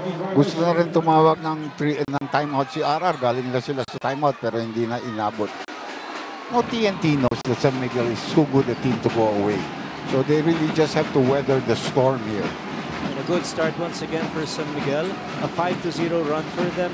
And they're really trying to set the tone on defense. They're pressuring a little earlier. They're controlling the boards. And of course, with Arwin Santos inside, that makes the space a lot more easier for Rhodes to operate. Because Arwin shot a 3, now the help will hesitate. If it's a one-on-one situation, Rhodes against a local, that will happen almost exclusively for San Miguel. Good advantage for them. 7-0 run here, no? Dr. J, how important is the Lassiter factor for San Miguel? Well, he hasn't been much of a factor for San Miguel throughout the series, and a good block, and they're running again. So far, Lassiter 2 of 7. He uncorks. Still can't knock it in. Rhodes! See the difference of using a team that's fast, and they can pressure also in the backcourt. With Fajardo there, Fajardo is the only guy that they will use in the end to protect the basket. Now Rhodes has a tendency to commit fouls if you're going to use him as a guy defending and putting pressure on the smaller guys. That move brought to you by Smart. Enjoy Smart's newest and fastest LTE network now. Now this is where tactics will come into play. A little change up on the starting lineup for Coach Leo Austria. Instead of playing his two big guys, pinasok na si Arwin to play the 4. Arwin made his presence felt with the 3. And now Rhodes is just playing bully basketball inside, taking advantage while Smith is on the bench. Shooks to go ang nag-iisang manok ng bayan. Still can't say it the way Mara does. Can't ever, Dr. J. When you're not tired, you make the free throw shots, especially if you're a shooter. So that's a big run. Oh yeah, there's no question. You know, we've been in the game too long not to know that. No, but you noticed it in the second quarter when he was missing. Beat it, bit! Ayo! May foul! Just a bad start here for TNT. They've called timeouts. They made the necessary substitutions. From a coaching standpoint, you've done enough. It's really up to the 5 guys inside to come down, play with so much confidence, but not if you're up against San Miguel. A little lull, a little miscommunication on offense. You're going to pounce on it. And of course, Arwin Santos, the biggest player for San Miguel. And here comes the best cheer brought to you by Petron High Performance Fuels. Better engine protection, better mileage, better power. Gumamit na rin ng maliit dito, especially a guy that was hot for them, si Rosales. So it's a 3-guard lineup. No? That worked for them. Yeah. Now Arwin drills it in and cuts it down to 4. We're inside the 9-minute zone of the third quarter, that is. And speaking of playing in the zone, Arwin Santos, 14 points already.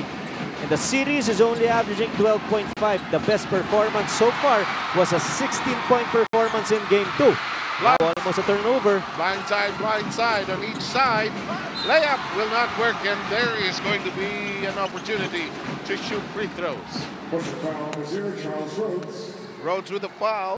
The second, 13th foul for the San Miguel Beermen. So far, the turnovers in third quarter. TNT with 5, Beermen with 2. Selena.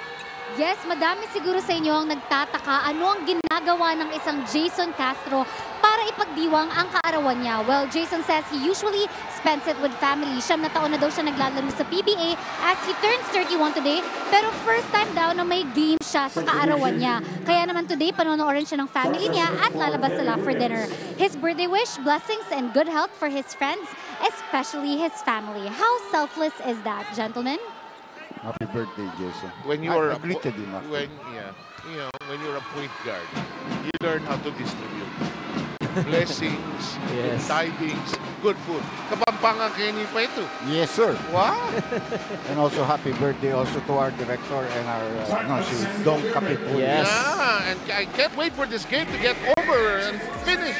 Okay, time out. Bibilis ang laro nito.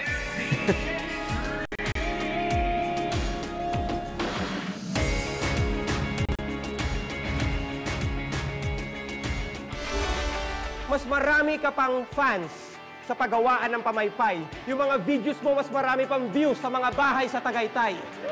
Thanks for the wonderful surprise. Friends? I love you. Ganon lang kasimple. Catch the new episodes. Please keep watching. Click the link. Subscribe to D5 Studio on YouTube for more shows.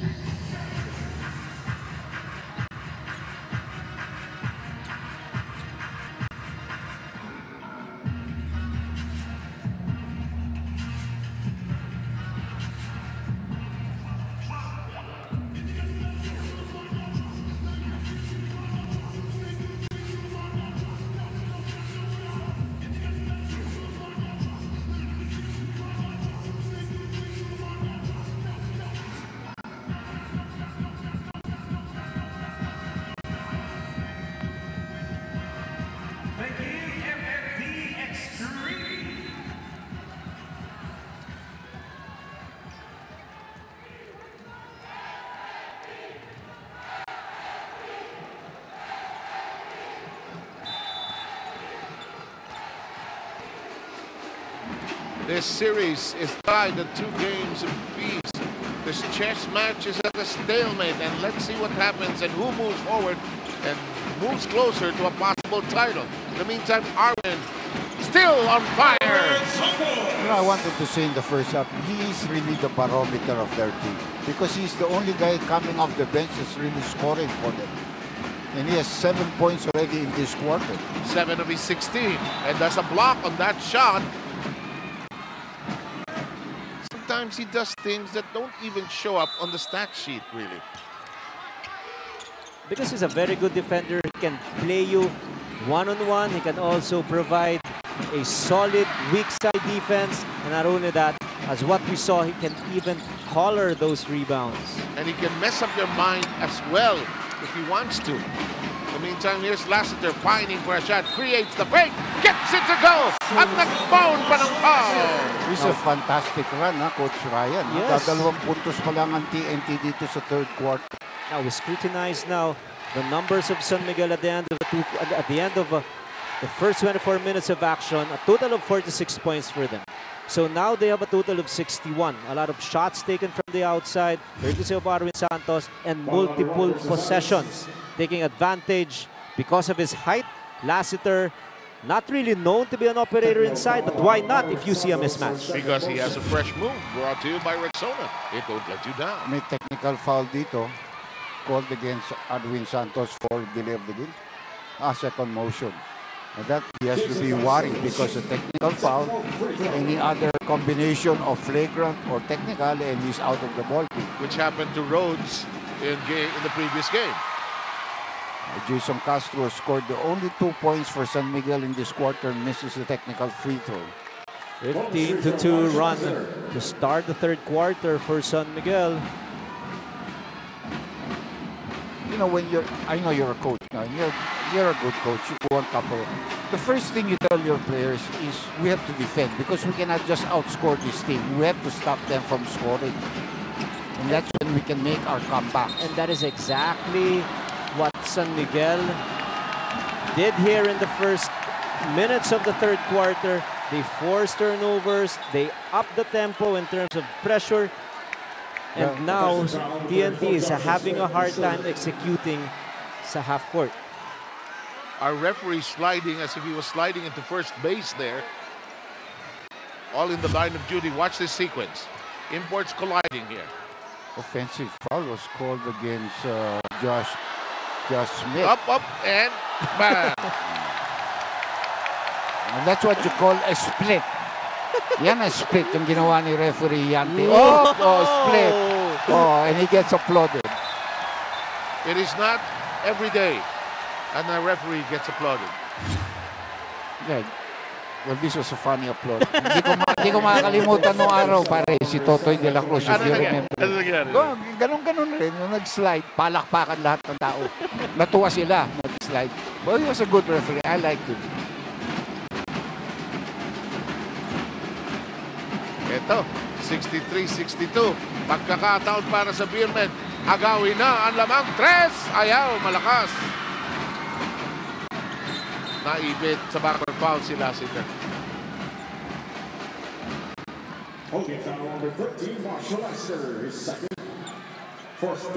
By the way, earlier may bisita tayo, si Ed Pixon, ang aking kasamaan. Malapit na rin mag-birthday ang July 10. Oo nga pala, no?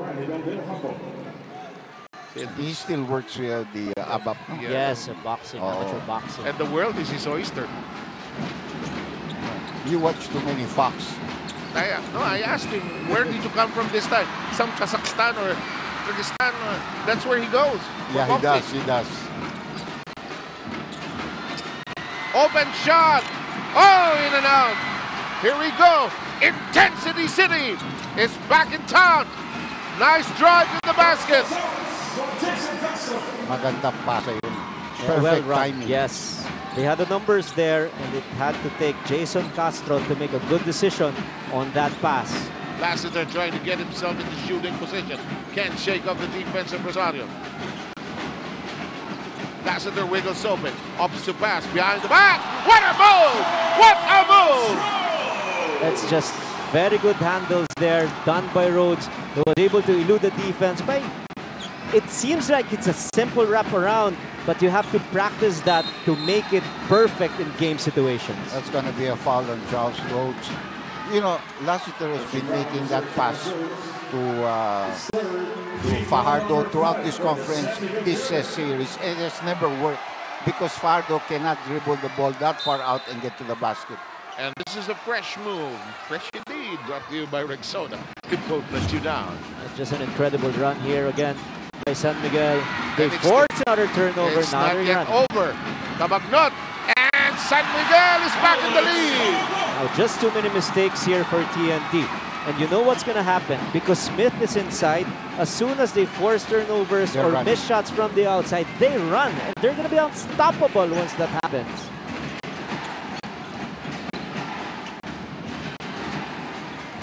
Post-up action. Blocked. That's blocked. And there's a foul underneath. He was called on Arwin, and that's why... Oh, in that sequence. Arwin, boy. I'm going to create a volleyball team and I'll put Troy Rosario who plays volleyball, and Arwin Santos is my middle blocker. Boy, nobody will beat us. That will work. And that was an assist brought to you by Cebuana Luwilier. Handang mag-assist kahit saan man sa bansa with over 4,000 locations para na sa Cebuana. Just a great fight back here by San Miguel. They started on defense and they were able to bounce back because of that.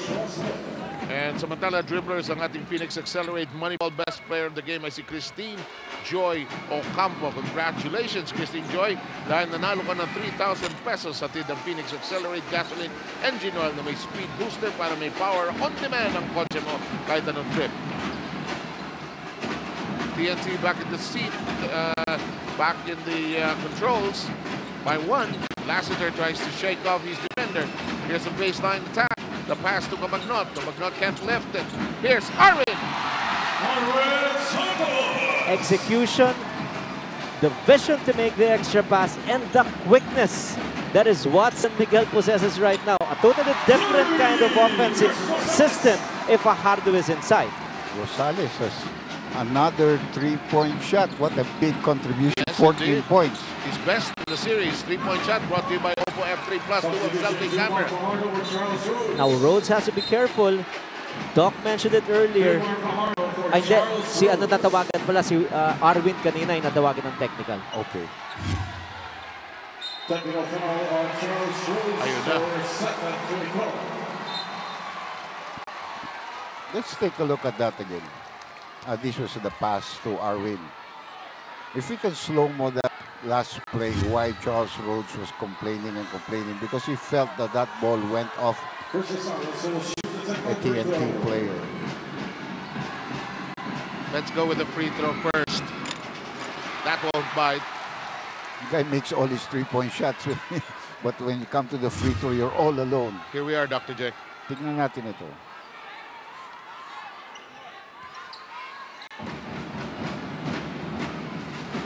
It's a good call. Hindi naman yata tumama kay Kelly. Tumama ba? Parang hindi tumama. In the meantime, TNT back in the lead by 2. Here's a shot, a three that's not going to work. Lassiter launches. Ayaw talaga. Here comes the Katropa. All the way short. Arwin claims the rebound. And again, it's Arwin who made him miss that shot. Lassiter. Finally, a three-point shot brought to you by Oppo F3 Plus dual selfie camera. A little calibration, that is what he needed there. He missed his initial shot from the three. And what about the confidence of Chris Ross to just keep on giving it to his designated shooter, and they were rewarded. Parang sinasabi ni Ross, nasukat mo na, di ba? Ayos na, nakalibrate okay na. No? Tira mo na. Si Ryan mahilig rin sa kotse yan, kaya mahilig magsa-calibration. Gaganda kotse niya, partner ba? Alam ko, hindi pa ako nakakasakay sa kotse niya. Ayan na naman si Rosales. What a game for... Ano kinain dito? Salmo, Dr. J. Birthday ni Jason eh. So siya pinakain ni Jason. Ayun. Halika, sa bahay ka muna. Para gana yung tira mo. San Miguel wants to go to Lassiter. 10 seconds on the shot clock. Look at those long tentacles of Rosario. The shot, no. The rebound is taken away by TNT Catropa. 1 point lead by TNT Catropa. Castro blurs by, blows by, whizzes by everybody. 10 points in the ball game now for Jason. Back to a 3-point lead for the Catropa. Ross, open shot. That won't work. Fajardo gets it to bite at may kasama pang foul. Remember, he sat out the first few minutes of this third quarter, so he's coming in fresh. He's allowing his guards to take shots from the three, giving them confidence that in case they miss, he'll be there on the weak side to get those rebounds. It's a power move. The quarter brought to you by Cobra Energy Drink. Tunay na lakas. Isa pa lamang ang foul niya. So he's kept out of foul trouble dahil the coach reserved his fouls by sitting him on the bench.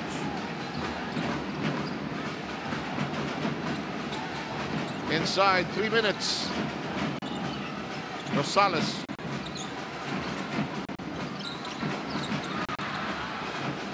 Shot clock reduced to 7. Rosales pops out. He has 16 so far. There's a foul. Holding. And they got lucky there, Doc. TNT, because walang position to take that shot. And the situation now is since TNT and San Miguel are in team penalty already, so 2 free throws will be given to Troy. Too long, and let's introduce our Mahal ng Masa fans, brought to you by Ulalam. Para sa masa, mahal ng masa, Ulalam. Dumalaki itong barkada to, ha? Laki ng grupo, halos 3 rows na yun, ha? Usually, 2 lang, ha? Usually, 2, no? Eh, paano kami? Sabi siguro nung nasa likod. Sali kami dyan. Sige, may grocery naman kami. Tsaka yung chokes to go. Wala, Doc. Pinaghandaan ni Coach Ryan to. Alam niya, ikaw Chokes to upo. go, eh.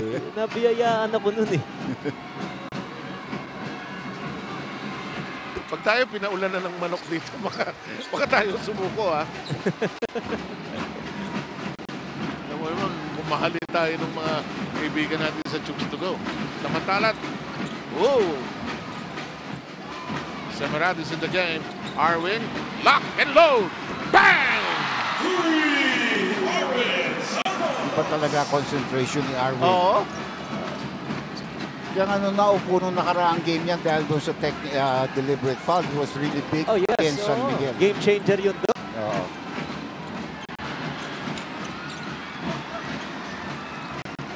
Arwin Santos with 21. Acting like a point guard here. He sends it to Junmar. Kabagnot wide open. Arwin tries to climb for it. Could be a foul on Arwin there. And they're in the penalty, free throw shots. These are all important shots for TNT right now because I counted at least a total of 3 missed free throws for them.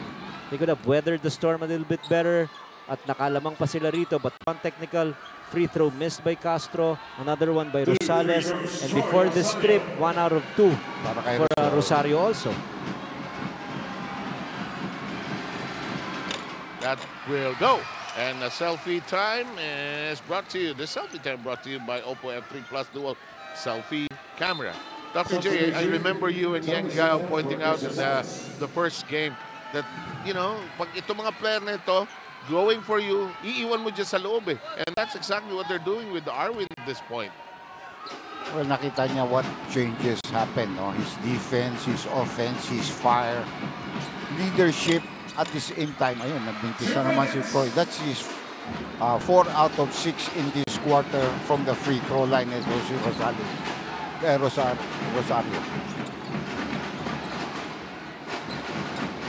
Capitan trying to get to the 10-foot area, trying to draw it in closer, pulls up from 5, gets drive in. Mismatch talaga yun eh. Pang-atake talaga ni Cabagnot.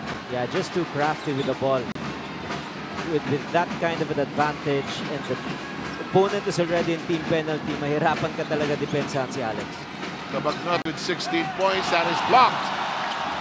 San Miguel running, pushing. Chris Ross tiptoes along the baseline. Ends up losing the basketball. In the meantime, Randy Del De Ocampo is back in the game. Joshua Smith also, as you check on this block. I think Arwin may get a rest now. Si Junmar pa rin. Arwin is staying.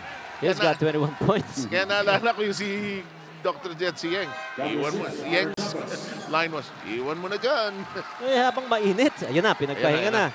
Well-deserved round of applause here for Arwin Santos. Pero timo, nung lumalabas, umuusok pa eh. Sa pakainit eh. Umuusok pa eh. Reminds us of some of our other players, katulad ni Coach Ryan, nung panahon ni James. Diba, minsan si Gary David, tinatawag natin, umuusok ang kamay. Chinecheck pa niya kung umaapoy. Here's Smith. Into the corner we go. Nice drive. Yes! At may kasama pang foul. Now, I thought that was a good counter-attack by Ryan Reyes, because you take a look at the situation. In the second quarter, they shot well from the three. But here in the third, they've been struggling. So they wanted to go higher percentage, and they were able to fish for a foul. Which they got this, which got them this fresh move brought to you by Rexona. It won't let you down. Parang ano no? Simple basketball. Hindi pumapasok sa labas. Saksak mo. Drive mo. Para maiba naman. Pati balasa sa atake. Oo. Sabihin ng mga coach ko nung araw dun sa intercolor namin eh. Mosquito Division. I have not heard that line, mosquito, in ages. That's a tournament, ha? Mosquito. Sa inyo sa film, Dr. J, meron yan eh, mosquito. Open shot, Chris Ross. Kaboom! Boom, boom! Now playing with so much confidence, and the rhythm is definitely on the side of San Miguel, because the defense of TNT is scrambling. You take an open shot every single time, even if you're Chris Ross. Libre. Hindi lang pumasok. That's a good shot and a good attempt. Walang kabantay-bantay. Ano? Now you can run the clock here a little bit. Pero attack ka, plenty of time to run the clock. About 8 seconds difference between the clocks. Kabagnod with that dazzle of his. That shot refuses to stay in. Ball is tapped out by TNT Katropa. San Miguel will get to keep it. Multiple possessions here for San Miguel, something that they've been doing consistently here in the third quarter. Remember, we started the third quarter with San Miguel down by 15. So they're up by 3. Ibig sabihin, they've outscored TNT by 18 points. Yep. And they have a chance to add on to it because they have the last shot. Or if they don't commit a turnover. Junmar quickly recalled back to Judy. They want to run a play here. They wiggle this free, but don't get a good shot. Just a bit offline. With no legs under that shot. So at the end of 3 quarters, San Miguel is in front, enjoying the strength of what they do in the third quarter. 82-79.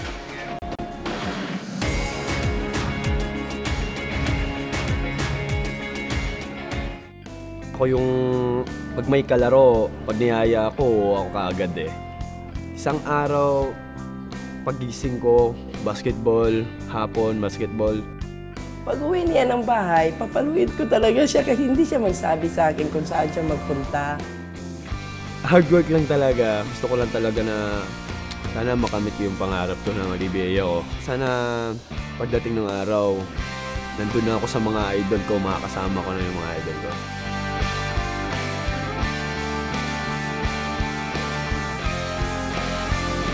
Gio has one very rare quality in a basketball player. You know, we felt that he had a specific skill set that would come in really handy for our team.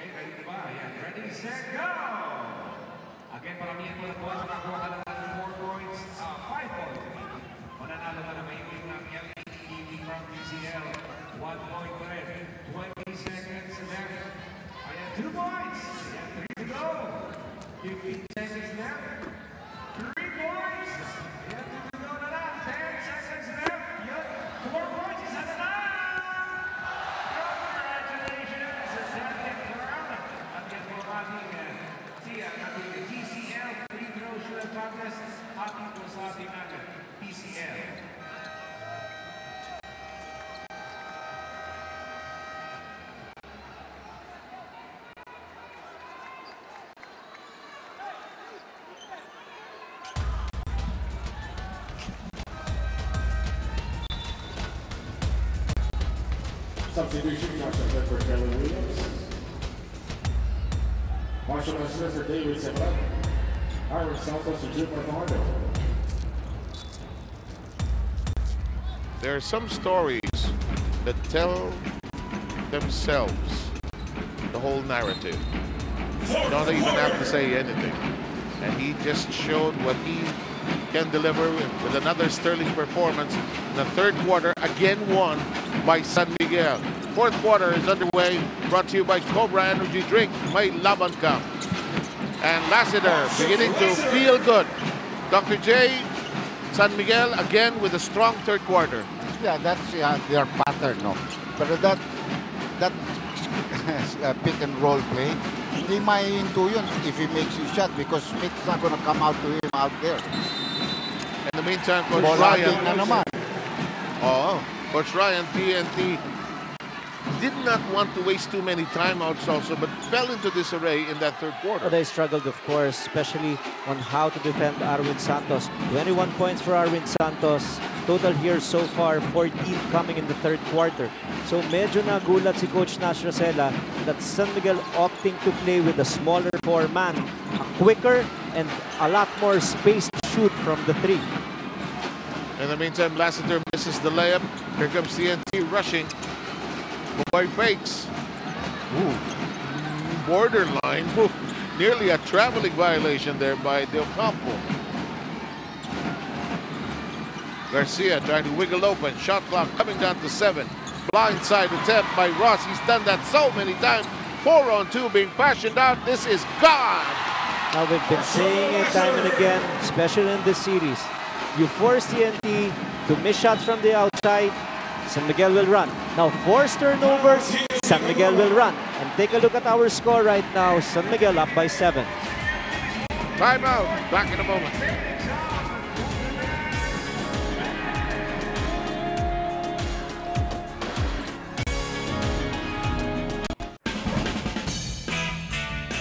Wow!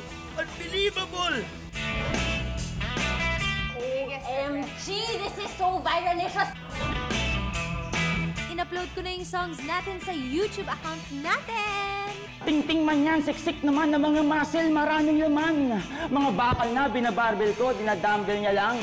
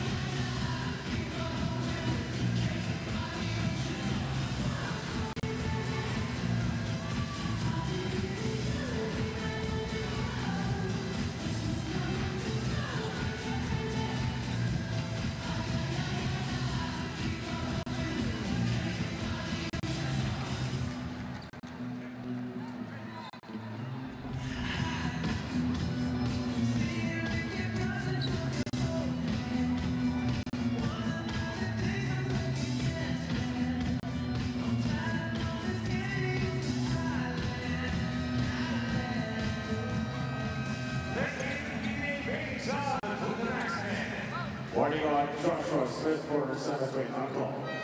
Substitution, Troy Rosario for Tony Sabala, Jason Gasser for R.R. Garcia.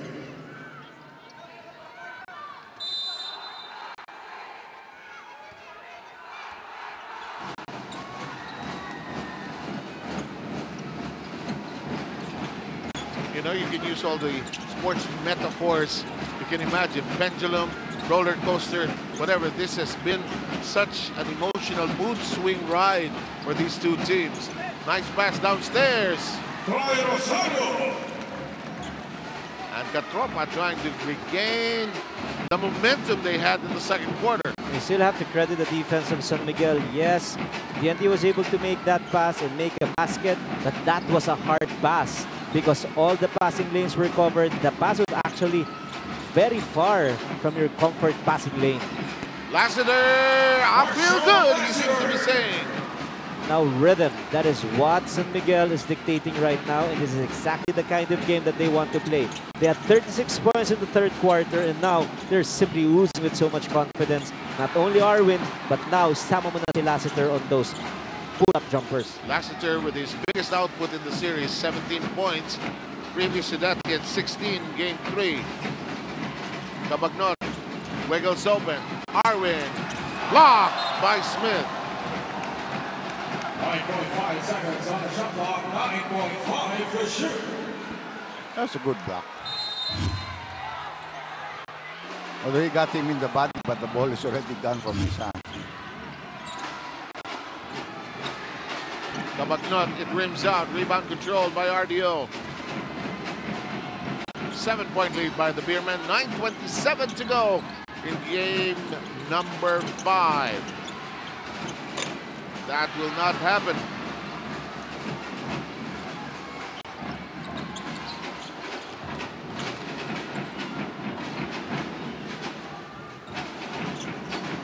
Rhodes.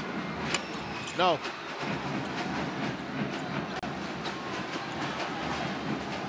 Both teams trying to go through the pacing round, so to speak. Not really rushing things. Smith finds away. Nice move. The defense, especially the double team, was late coming for San Miguel. That was a quick move by Smith. But what is nice is, again, if you're San Miguel, that is just the 5th attempt of Smith in this ball game. So, maganda pa rin yung coverage nila down low. Ross using Rhodes as the shield. That shot a little too long. Here comes Marshall. Everybody from the San Miguel faithful putting up their hands in anticipation of a tray by Lassiter, but it didn't happen. Castro. Shot clock at 11. Lob pass inside. There's a clean cut. They couldn't get the ball to Pugoy, but Rosario taking care of business. San Miguel senses danger. Their lead has been pruned down to just 3. It is a full timeout by Leos.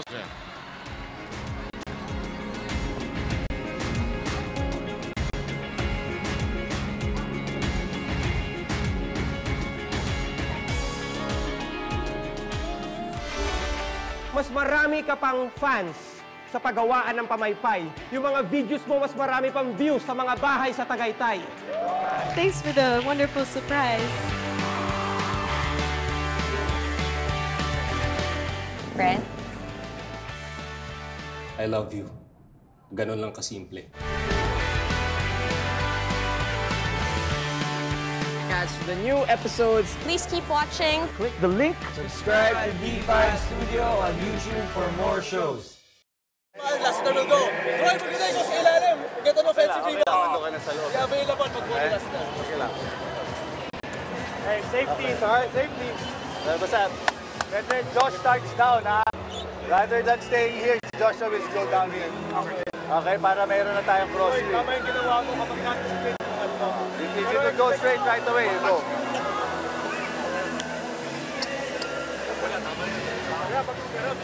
Grace, puro ano to What's our matchup? Lassiter attacking you Cabagnot. Okay. So pag nagano'n ka Under lang. Sino? Bakit ka na? Atake sa kanan. Okay. Sige. Lassiter and... Jace, walang choice. Kailangan... Jace, wala tayong choice. Kailangan dupensa dito sa grupo na to, Tayong dalawa, Okay? Go. Go!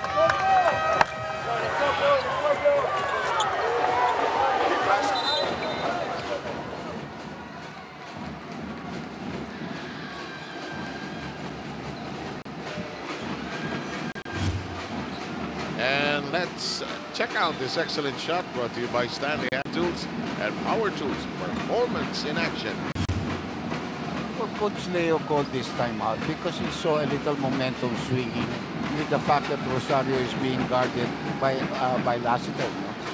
And I wonder how long he will keep Fajardo on the bench. Time down to 8 minutes. There's a foul. Bogoy. That's a third. Third foul of Bogoy.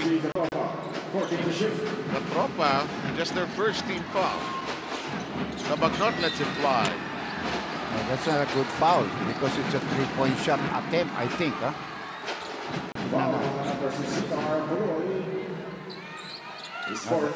Dalawa lang ba yun? 2 free throws lang ba yun? Let's try to see if we can catch this. Cabagnot sprawled on the floor. Here we go from our top of the basket camera. It's a three-point shot. It's a three, yes. At tinamaan niya sa tuhod.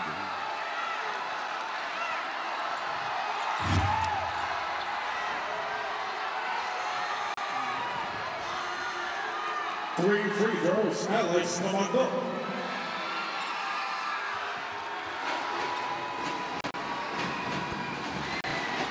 First one is in. Talagang mapapawaw ang ating mga PBA fans sa sarap sa panonood ng laban, lalo na kung kasama ang Wishy Marty's Franklin. Every man's kainuman. Masarap yan. Yes. Pero kailangan may tubig ka niya. Pati yung sa ating binigaran niya. Excellent pace of the day brought to you by Maxell Power Tools. Excellent quality, excellent service. Ito na yung part of the day where I read 5 straight plugs. And it's a chooks to go ang nag-iisang manok ng bayan. And that is where you usually take advantage because you don't have an opportunity to speak. That's called domination. Wala, kailangan eh. Kundi wala tayong lahat. Oh! Again, a forced turnover. We've talked about covered passing lanes, great 3-4 denial. And if you are passing from that far, you will be susceptible to committing a lot of mistakes, especially on the entry pass because that is not a good angle. Yuyuko yung big man mo Masyadong malayo. And the turnover numbers, we talked about that. 21 turnovers for TNT. Great defense by San Miguel. Not only that, they have bounced on this particular ball game on fast break situations. 22 fast break points for San Miguel and only 7 for TNT. Cabagnot, such a gem. RDO, nothing there. Arwin launches it, sends it to Ross, to Lassiter. Open, in and out, follow up, goes! Everything going well for San Miguel. Arwin's just done everything. Defended, rebounded, and pushed the ball up very quickly to his teammates. What a big turnaround the second half is. Huh? Absolutely. And it's a half-minute timeout. TNT Catropa needs this break as we check out this move brought to you by Smart. Enjoy Smart, newest and fastest LTE network now. Now Alex Cabagnot is just taking anybody to school. 21 points for him to more than compensate in the lack of production of Arwin Santos here in the fourth quarter. 21 points, 5 rebounds, 4 assists, a lot of heady play, was able to spread the floor and shoot in transition from the 3. And now he's attacking via one-on-one situations and also on pick and roll plays, getting fouls, going to the free throw line, and great spread. Yung big 5, now make it big 6 ng San Miguel. 17 for Lassiter, 10 for Chris, 21 for Arwin, 21 for Alex, 17 for Rhodes, and 9 for Fajardo.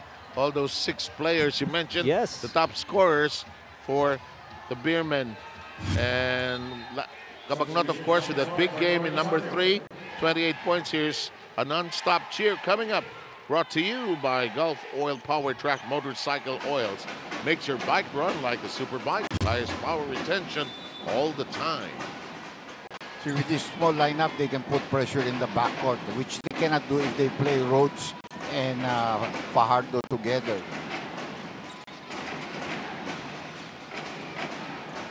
Time is down to under 7 minutes. Momentarily loss of control. The shot will work. Semerad knocking it down on Obo F3 plus dual selfie camera 3-point shot.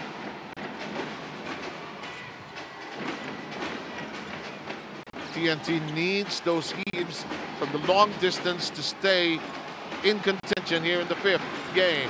but Cabagnot makes them pay with another Oppo F3 Plus dual selfie camera 3. You always see the special kind of pick and roll defense if you're Alex Cabagnot.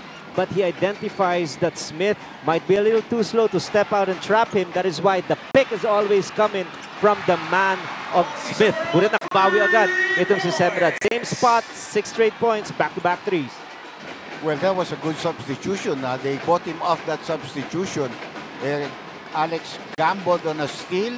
He paid the price.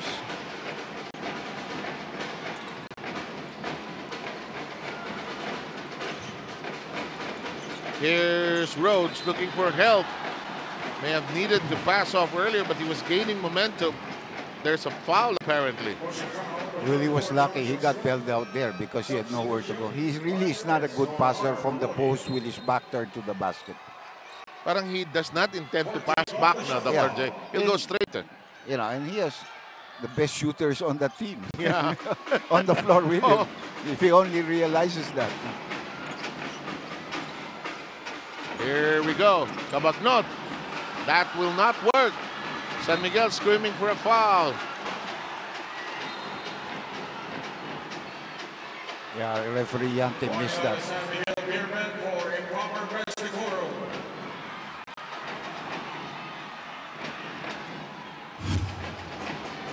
Take a look at the slow-mo once again. Obviously, trying to foul bait. Well, pwede rin. Siya ang pumunta doon sa tao. Yes, he was the one who initiated that. Yes. Naghahanap ka ng foul. No, I'm not gonna give it to you. Oo nga. Castro. Pass off at the last moment. Nice fly-by move. RDO can't get it to stay inside. This tipping will work. Just in the right position. If he gets his spot inside and the ball is not a long bounce, more often than not, he's going to get that put back. They continue to go on this play, but that's a good move. Oh, boy. They had to get away from that road sting because nothing was happening with that at the post. And the ball was staying with him too long, Dr. Yeah. J. 100-93. Castro, close by the defense, passes off, that'll go! Now, once in a while, if you feel like there was a contact and you flop, you'll get that call. But take a look at this. Of course, there was a little nudge, but that left talk and text with a one wide open guy and a chance for a three-point play this time around by Smith. And this move is brought to you by Smart. Enjoy Smart's newest and fastest LTE network now. You just like the way the imports are committed to this. Huh? Smith and his teammates just joining him in his celebratory moments with his new child. Shot, however, short. And they're still down by 5 with 4:35 to go.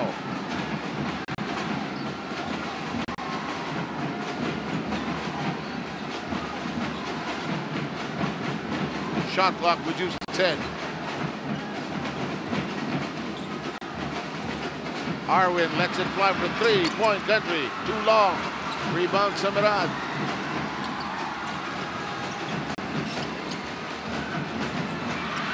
Ball lost completely. San Miguel with the takeaway. Arwin is gone. Castro losing that leather. A great double team scheme done by Ross and Lassiter. I thought Castro might have twisted his left ankle a little bit. That's why he lost his balance. But San Miguel quickly bouncing on that situation with an easy 2-point basket by the fast break. And Sure Sealer of the game brought to you by Sure Seal. Dahan-dahan ng pagtuyo. Kaya iwas crack. Timeout taken. Back in a moment. 30 seconds timeout. TNT Qatar.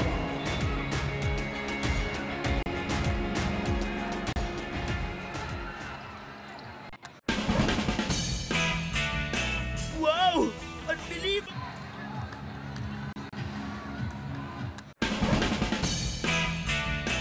Wow! Unbelievable! OMG! OMG! This is so viralicious! In-upload ko na yung songs natin sa YouTube account natin. Tingting man yan, siksik naman ng mga muscle, maraming laman. Mga bakal na binabarbel ko, dinadumbbell niya lang.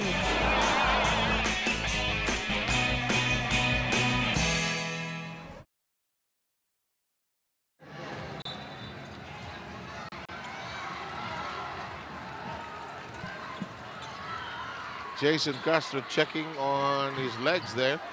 And Coach Ryan, your suspicion might be correct? Yes, we actually saw that dun sa slow-mo. There was a slight slip dun sa left niya. He lost his balance a little bit. At yun naman, napakabilis naman ng pag-attack sa depensa ni Lassiter at ni Ross. Ranidel. Another attempted steal. It is completed. The backroad is gone.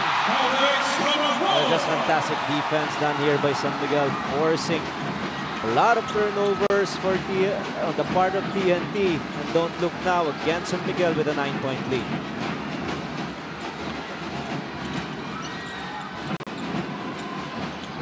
Open shot, short. That defense, Dr. J, is so high for San Miguel there. Just picking off the passes off the passing lane. Yung init ni Ranidel, nung dinipensa ni Arvin, he paid a lot of attention to his outside shooting. And he was always there. Yun ang mabigat. And a holding foul. We're going to check out the excellent move of the game brought to you by Maxell Power Tools. Excellent quality, excellent service. Pang-apat na team foul ng San Miguel, ng TNT yun, ng San Miguel. Isa pa lang mga team foul dito. Sige, Charles. Bahala ka muna dyan, sabi ni Arwin. Because there's no Smith. Yeah, and Arwin knows what the advantage is. So when he throws it to him, it's right on the money. And a total of 106 points. They just know their advantages, posing approach deep inside the paint. Even if the help was there, it's just too late. He's just simply taller and just stronger than that help side defender. You know, my two friends, I've always loved numbers. And even when I was doing some NBA games, I used to play with the numbers. In this series, and it's still a long way to go, but the team that usually gets to 102 points first wins the ball game. I just didn't want to say it earlier, but I've seen that in this series. Yeah. Kasi, pero matagal pa ito. Hindi tapos ito. First game, 104-102 TNT. Pero nauna yung mag-ano doon. Second game, 102-88. San Miguel, 109-97 ang third. Tapos 102-97 ang fourth. So when TNT was shooting so well in the second quarter from the three, they were able to build a 15-point lead. They were 8 out of 12 during that point. But in the third quarter, all the way to the fourth quarter, when the defense started to tighten up a little, there was pressure from the backcourt. Nawalan ng accuracy yung three-point shooters ng TNT. And as a result, nakabawi naman itong San Miguel via, again, fast break attacks. Alam mo, masakit dito, Coach Ryan said. Masyadong maraming turnovers ng San Miguel. Ang defensa ng gumanda. 23 turnovers already for TNT, only 12 for San Miguel. Wow. And I just want to introduce the man of action brought to you by Stanley Hand Tools and Power Tools Performance in Action. TNT with just too many passes lost, Dr. J. And Selena is part of the team. Selena? Yes, in that very last huddle of TNT, a very composed Coach Nash Rosella drew up a play for his team. Matapos sabi niya sa kupunan niya, that's just a few points and we've got some minutes to work with. Sa kabilang panig naman sa huddle ng SMBA, opposite ang mawi-witness nyo. Tila bang silang naghahabol pa as they had very vocal leaders in Charles Rose and Chris Ross. Chris Ross repeatedly telling his team there's no time to be tired right now. Leave everything on the floor, gentlemen. Well, there's still a lot of time. This is just a 12-point lead, 2 free throws for the guy who made 2 3-point shots coming off the bench in this quarter. And 2:33 is a lot of time, so that's down to 11 now.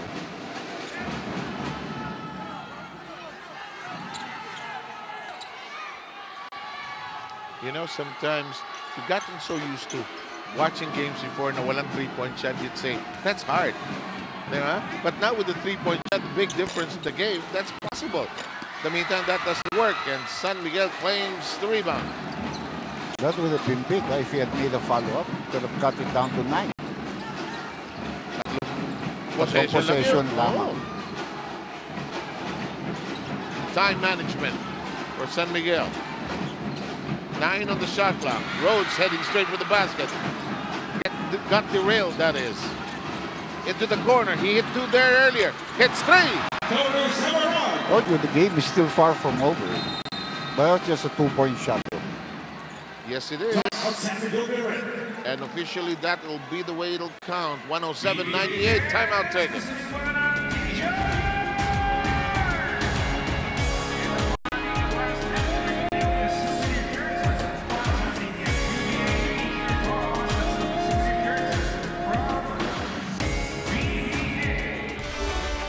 Mas marami ka pang fans sa paggawaan ng pamaypay. Yung mga videos mo, mas marami pang views sa mga bahay sa Tagaytay. Thanks for the wonderful surprise. Friend? I love you. Ganon lang kasimple. Catch the new episodes. Please keep watching. Click the link. Subscribe to D5 Studio on YouTube for more shows.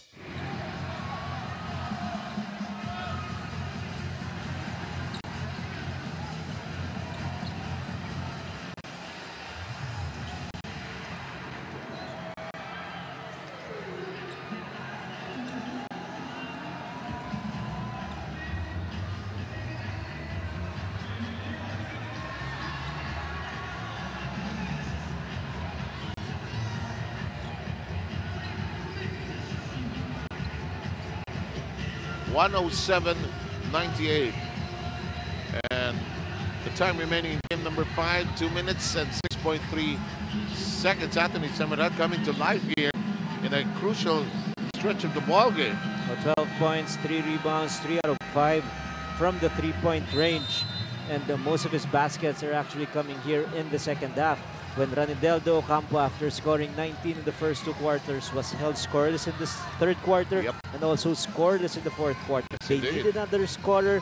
They dug deep at the far end of their bench at nakakuha sila ng Sembrad. But still, 9 points pa rin itong pinoprotektahan ng San Miguel.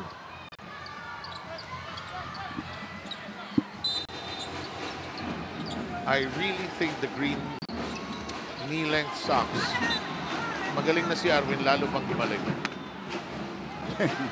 And I think sales of green socks will increase substantially after today. Or after the series, no matter how it goes. And to the skyline zone. Last 2 minutes brought to you by Cobra. Sa Cobra Energy Drink, may laban ka. If San Miguel hangs on, they will have a 3-2 lead in the series and could wrap it up on Sunday. And look at Arwin Santos once again saving that possession because of that offensive rebound, and they can milk the clock because they're up by 9 points. Lassiter, short. Castro gets it to bite. It's just a 7-point game. And you know why they're pressuring? There's the steal. It should be down to 5. All of a sudden, we have a ball game. This is just a 2-possession deficit for TNT. They're putting the pressure, they're forcing turnovers, they're scoring quickly, and now they're back in the game. Messy ending for San Miguel. Lapses, lapses, lapses. They have the tendency to do that too. Remember that close-up game against Star? They had a 13-point lead 3 minutes to go. It went down to 3. 1 possession. Here's that rush by Jason Castro. And if we go all the way, you'll see how they take the ball away here. Yun.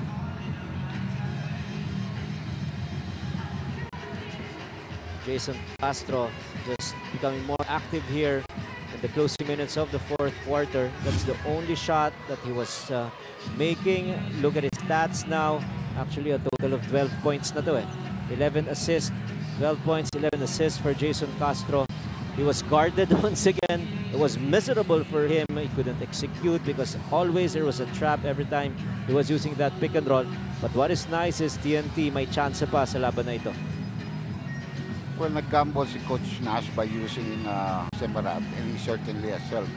Then he put some pressure, like a 2-2-1, and that really cost. They knew that if you just allow San Miguel to bring down the ball easily, talo na sila at that stage. What you want them to do is to take easy shots, early shots, or make turnovers, which is what San Miguel did in the last 2 minutes. I got a kick out of the last game, which was covered by Eric, Jason Webb, and Charlie Cuna. Charlie went on to read Game 6 if necessary, and then Jason butts in. Hindi, necessary na yan. Kasi panalo ng TNT at that time. Game na yan, di ba? Hindi, necessary na yan. But this is not over. This San Miguel really needs to score on this point. I don't think Junmar Fajardo is hurt. He just does not want to put him in anymore, no? And Coach Leo Austria is so comfortable with this lineup with Arwin Santos playing the 4 spot. What they lack in height, they definitely more than compensate because of their quickness. And with Arwin Santos inside, that makes them a little more lethal in fast break situations and also from their half-court sets because Arwin can spread and shoot that shot from the 3. They're going to trap Lassiter. They find an open Cabagnot. Ooh, dangerous area to be in. Shot clock at 13. But there's still a lot of time, no matter what. 1 minute 7 pa yan. Ross blocked.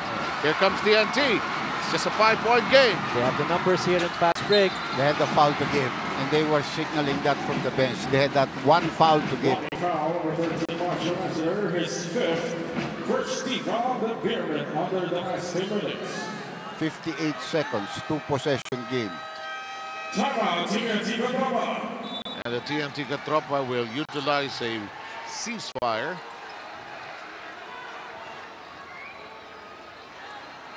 And we will use it as well as a break.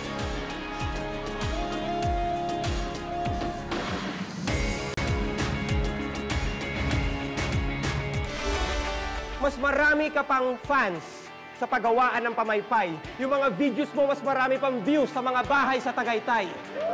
Thanks for the wonderful surprise. Friends? I love you. Ganon lang kasimple. Catch the new episodes. Please keep watching. Click the link. Subscribe to D5 Studio on YouTube for more shows. Bobosi, and then you space in the corner. Okay, so ibig sabihin, Troy will be here, RR will be here, Tony will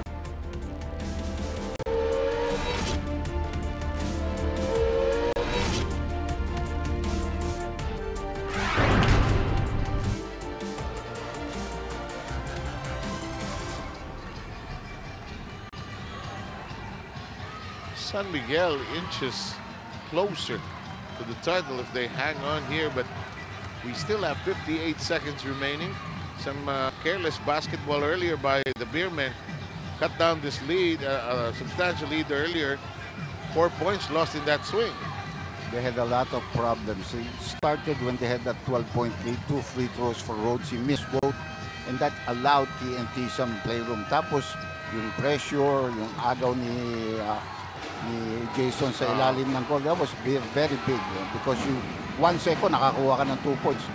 And what we thought like was a 1 game for San Miguel because of that 12-point advantage, but a quick 7-0 run for TNT. And now, they're back in the ball game, down by 2 possessions with a lot of time left in our ball game. At nasa penalty na rin dito ngayon ng San Miguel with that foul that they gave up. Castro, quick release, looks short. It is, and it's in the hands of Cabagnot.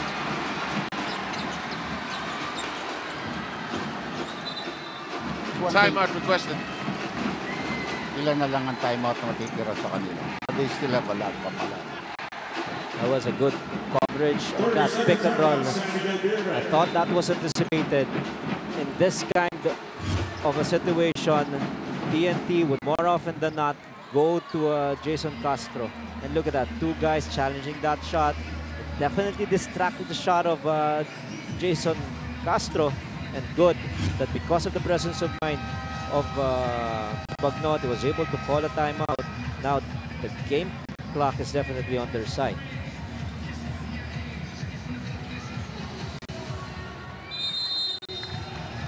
(107-102). At 102, a familiar refrain, Dr. J. Yeah, well, humapol yan eh. No? They had that very comfortable lead, couple of turnovers, missed shots, missed free throws. These two teams are very proud teams. Oh boy, yes they are. And their companies are very proud companies. That's why they don't give up on each other. They may not exactly their product as rivals, you know, but Yeah. there's competition. There's no question about it. And the basketball accentuating that, of course. Mid-court line exchange here. They don't want to fall to Bagnot dahil maayos pang free throw yan. Arwin, gone. That might be the free throw. That might be the icing on the cake. And just a splendid performance by Arwin Santos. 27 points. His previous high here in the series was 16 in Game 2. Take a look at this.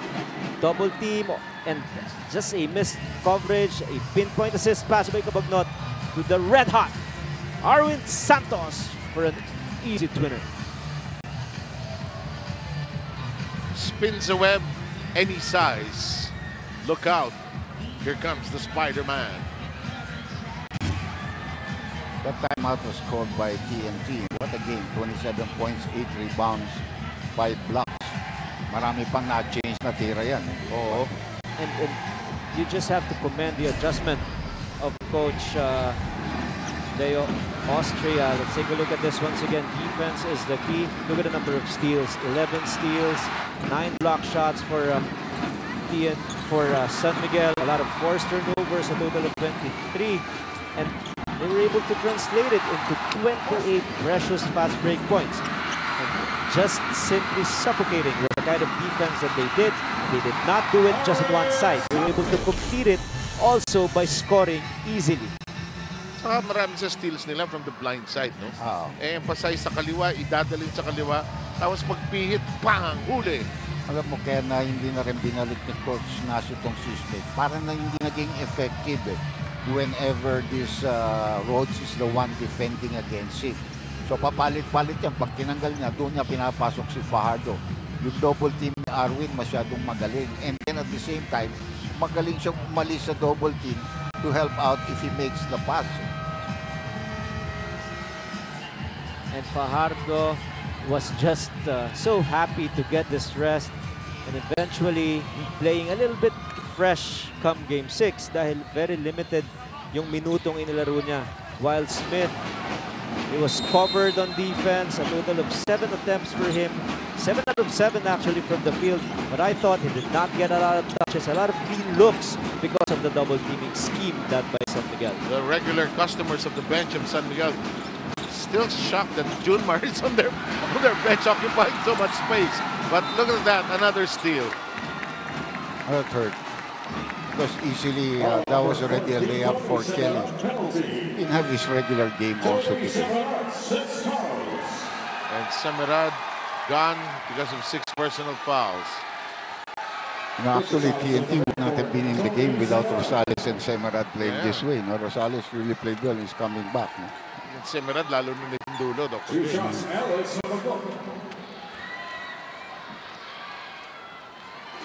There's no guarantee that San Miguel can win Game 6 even if they win it. Because obviously yung team na natalo, they're going to come back and they're going to play a little bit harder. They're going to correct their mistakes. And we talked about the very obvious adjustment of Coach Leo Austria. Instead of playing his twin towers, Fajardo, usually a staple, together with Rhodes, all of a sudden he used itong si Arwin Santos as a format that made them quicker. And as a result, they scored a lot on fast breaks and they were able to negate the height advantage of TNT playing 3 big because of the quickness they had in the third quarter all the way to the fourth. What a turnaround this second half is. Parang night and day yung game ng TNT dito. Absolutely.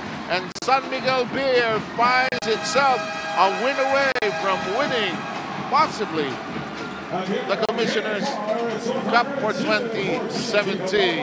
But expect a stand from TNT. They managed to roar back despite being down at a certain juncture. They won, of course, first one and the fourth one.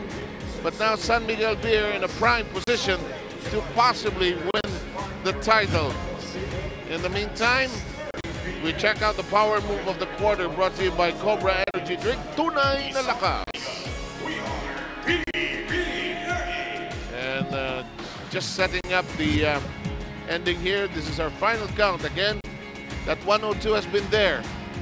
A familiar number. And let's introduce now, and I can read this now, I guess, Bernard, our floor director. The Firefly Kasama Mo player of the game is brought to you by Firefly LED. Kasama Mo up to 2 times longer than other LED bulbs. 90 pesos suggested retail price. Firefly LED. Kasama mo, kasama siya ni Selena Dagdag.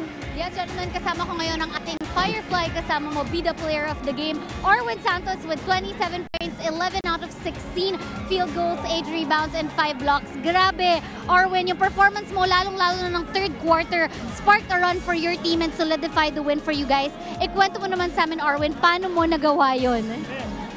Siguro kasi, ang naalala ko siguro ito yata yung first na nag-best player ako sa ano na to, sa season na to.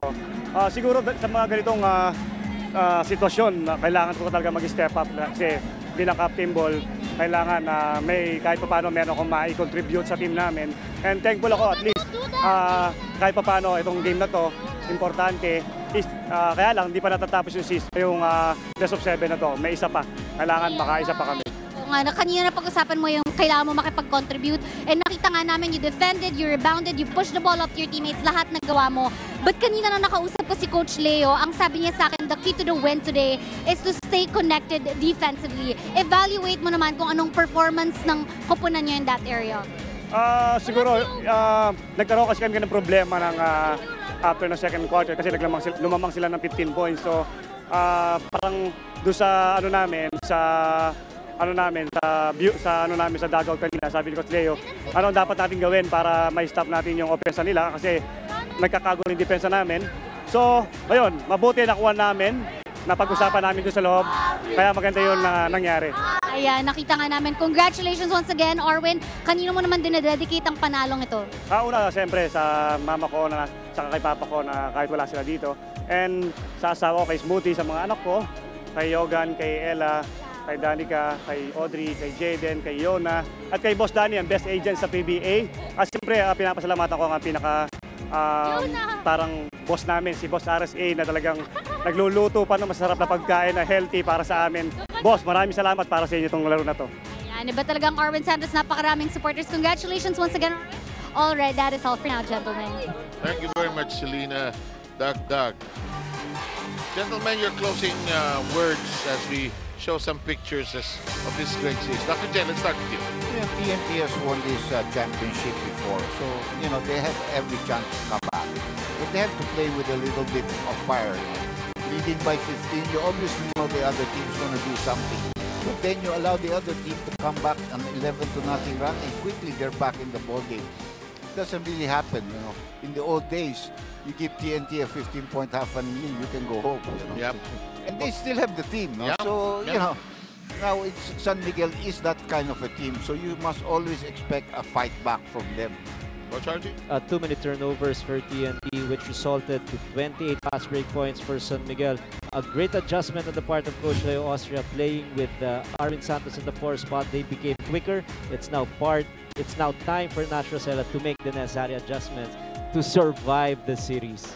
Again, the theme of some sleepless nights will occur again for the coaches. And a series, it's been a battle royale between two sides that desire to be the champion. And we will need a Game 6 come Sunday, a Game 7 if necessary, as we stretch this series. But San Miguel has inched closer to that title, possibly with a win on Sunday.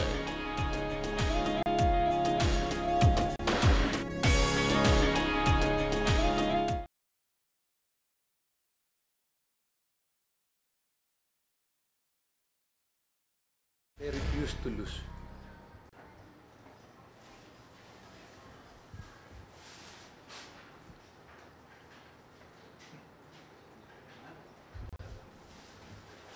Okay, thank you. Thank you. Thank you.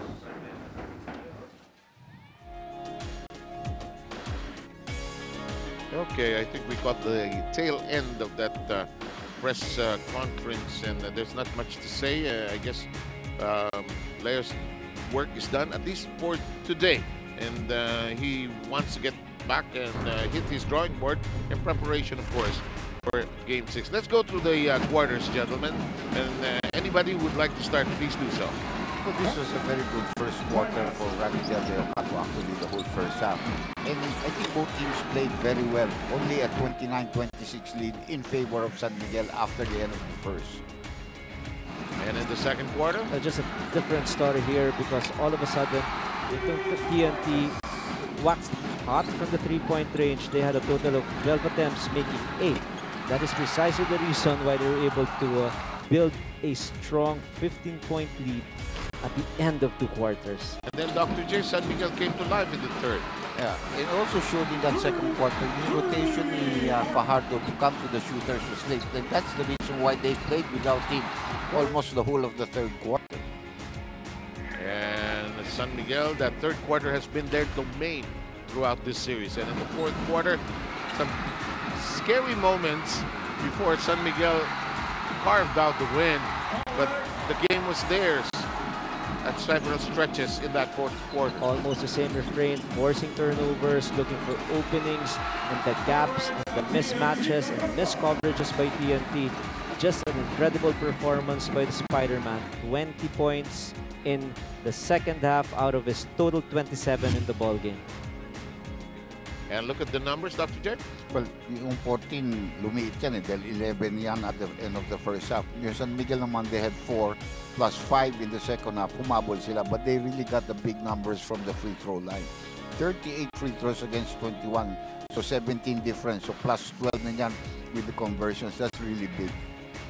And we're going to take a look at the leading scorers. As we look at the leading scorers, I know we don't have too much time. If you're TNT, what are you thinking of adjusting first, top of your mind going into Game 6? Well, of course, now the execution will play a vital factor to lessen your turnovers, because that is what San Miguel is pouncing on. Forced turnovers, trapping the pick and roll, missing out on extra passes in TNT. And another thing is going closer to the basket, because they simply, I thought, fell in love with the three-pointer. Yes, they scored in the second quarter, but they had a total of 38 attempts, and they missed a lot of shots. Okay, Dr. J, we'll end with you. And if you're San Miguel, how do you close it out? Never easy, of course. Never easy. You just have to be really focused. You expect the fight back, so you expect that they're gonna do.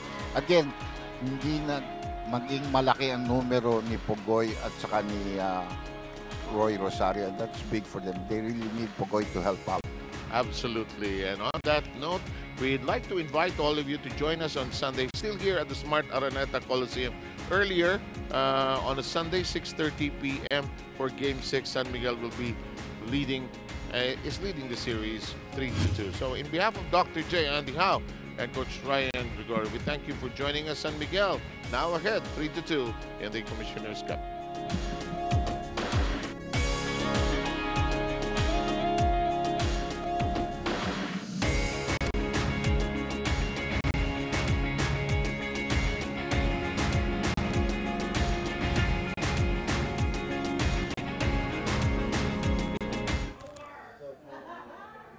And that is it. After 48 minutes of basketball dito po sa ating Game 5, ang San Miguel Beer with an amazing comeback, winning 111 to 102 dito po sa ating Game 5. And what a comeback po dito para sa San Miguel Beermen. Again, they were down by 15 points, 61 to 46 at the half, pero completely binaliktad nila yung kwento na yan in the second half as they were able to turn the tables and just defend and really slow down TNT. They only scored 41 points in the entire second half. Samantala naman ang San Miguel, they were just red hot. They caught fire from downtown in the third and fourth quarter. Leading scorer of the game was Alex Cabagnot, 28 points, 8 rebounds, 5 assists, 4 out of 10 from the three-point line. Chris Ross doing a little bit of everything. Meron siyang 10 points, 4 rebounds, 11 assists, 5 steals. 10, 4, 11, 5 para dito kay Mr. Best Player of the Conference, Chris Ross. And of course, the standout or the guy that really delivered para sa SMB, the off the bench, was Arwin Santos. The Spider-Man finished with 27 points and 8 rebounds, pati na rin 2 steals and 5 blocks. And getting contributions from Arwin Santos was such a big thing para sa San Miguel kasi alam natin na hindi naman ganun kalalim yung bench nila. They play their starters big minutes. So guys like Charles Rhodes and Junmar Fajardo, but because they opted to go with a small ball lineup relatively and have Arwin and Rhodes as their front court, that was very, very effective. In fact, they didn't even have to play Junmar too many minutes in the second half. He finished with only 24 minutes, 9 points and 5 rebounds. So very slow, very quiet night para dito kay Junmar Fajardo.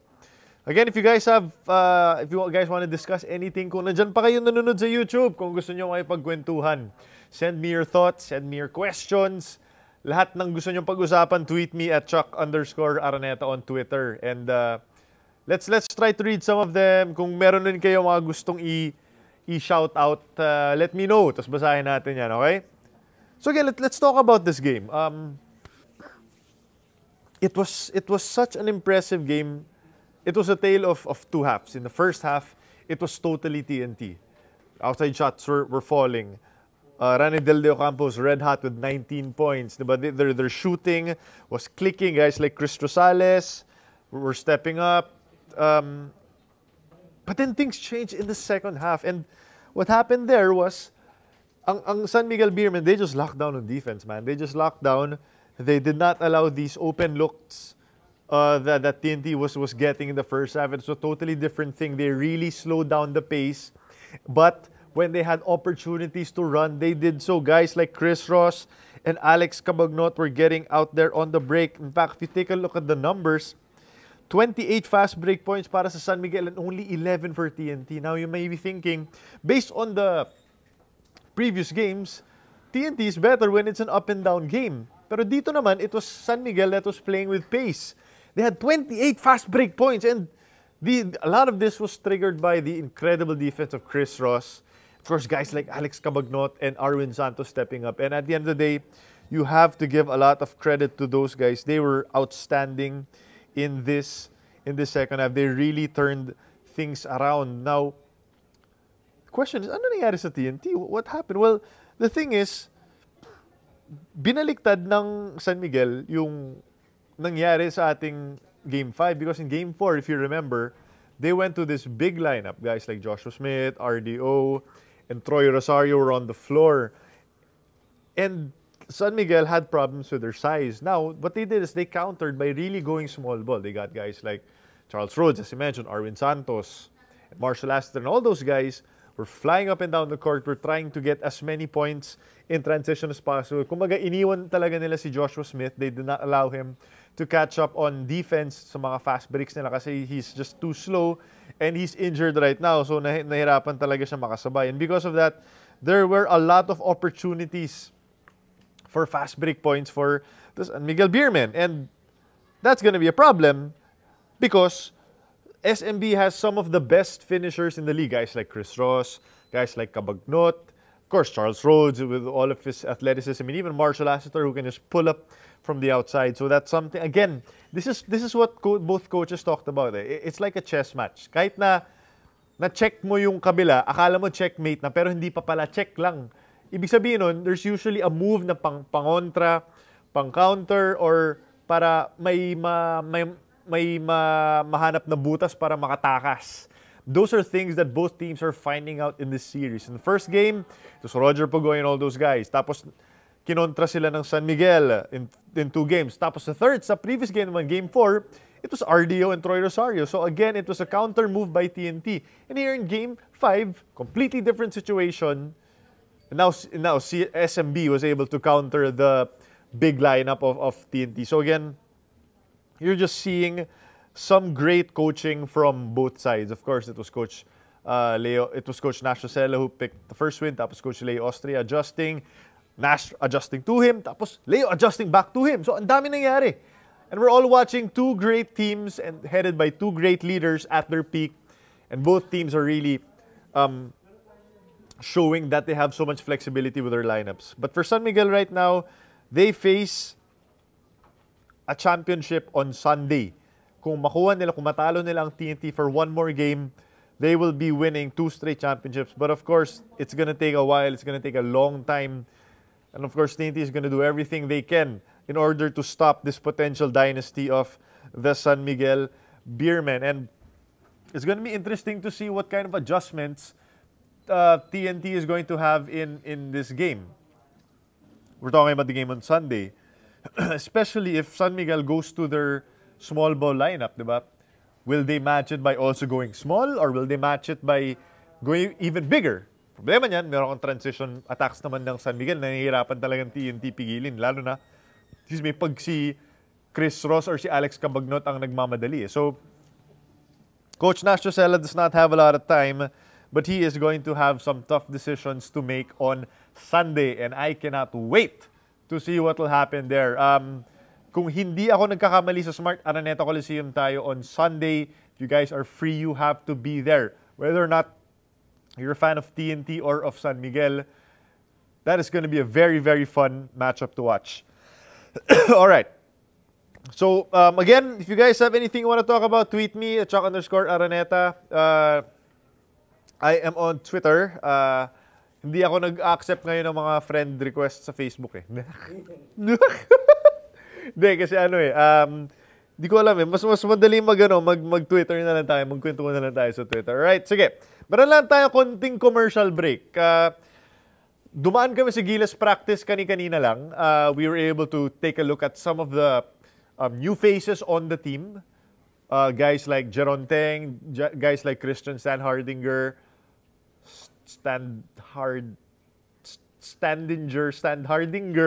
the Phil German guy, kung ano man pagbanggit ng pangalan niya, Standhardinger, diba? So, got to meet them, but of course, the head coach of Gilas Pilipinas, Coach Chot Reyes, sat down with us and gave us an update on the new faces on the team. So, panoorin muna natin to, tapos we'll talk about the game more after this.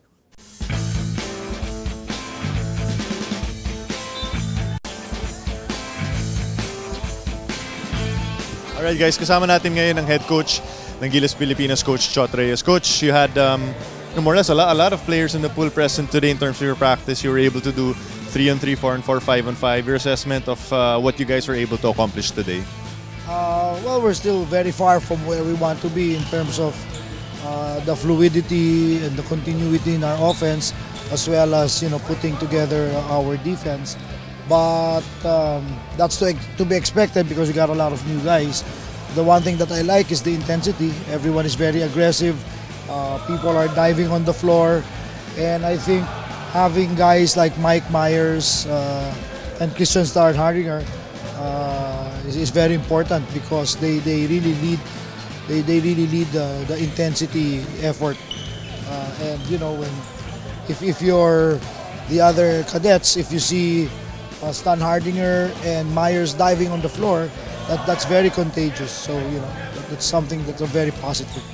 Coach, nagpakita rin si Jeron Teng today. I believe this is his first practice with the team. Talked about previously na he wouldn't be able to automatically get a spot. He'd have to earn it. What does it mean to see a guy like him with his talent still being here and being willing to learn also under the Gilas program? People want to be here, and even with Jeron, I told him there's very little chance he'll make any lineup this year. But I told him he's welcome to join the team and join practice because it's going to be beneficial to him.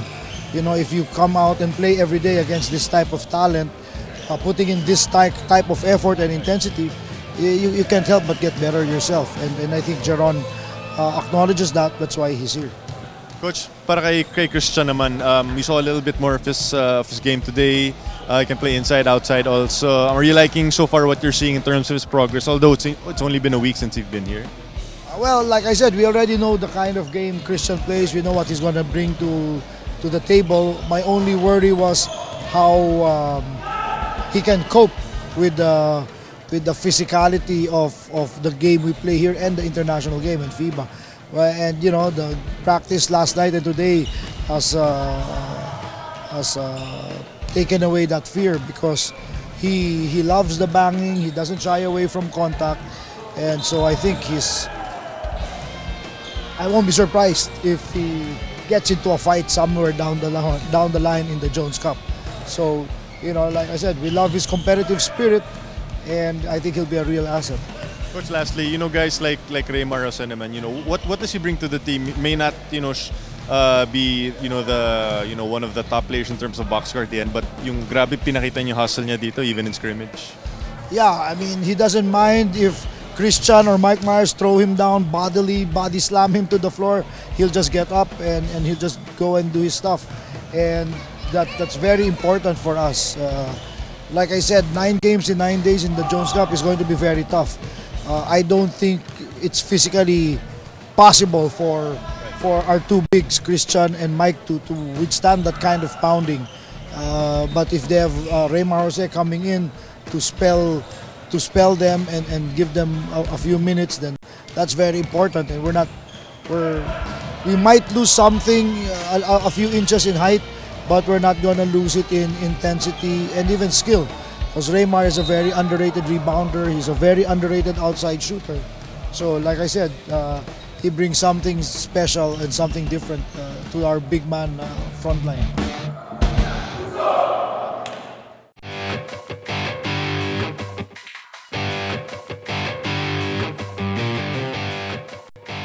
Jaron, nun sa lahat, a lot of people are wondering also, kumusta naman yung kalagayan mo ngayon in terms of your health? Are you over already your bout with flu? Okay na yung flu ko, but I'm still adjusting. May konting jet lag pa, but I'll be alright. Talk about first year experience with the 3x3. Obviously, very encouraging showing by your team. No, what did you learn? What was your takeaway from that entire tournament? I think 3-on-3 is more physical. We didn't take advantage on our speed kasi we're younger. Dapat advantage namin speed, but we didn't maximize that advantage kasi yung physical, so they don't really call the fouls. So it's more of parang mamaan talaga yung game sa 3-on-3. So it's a different experience, pero yung learnings na yun, sana ma-apply din ng mga future 3-on-3 players natin.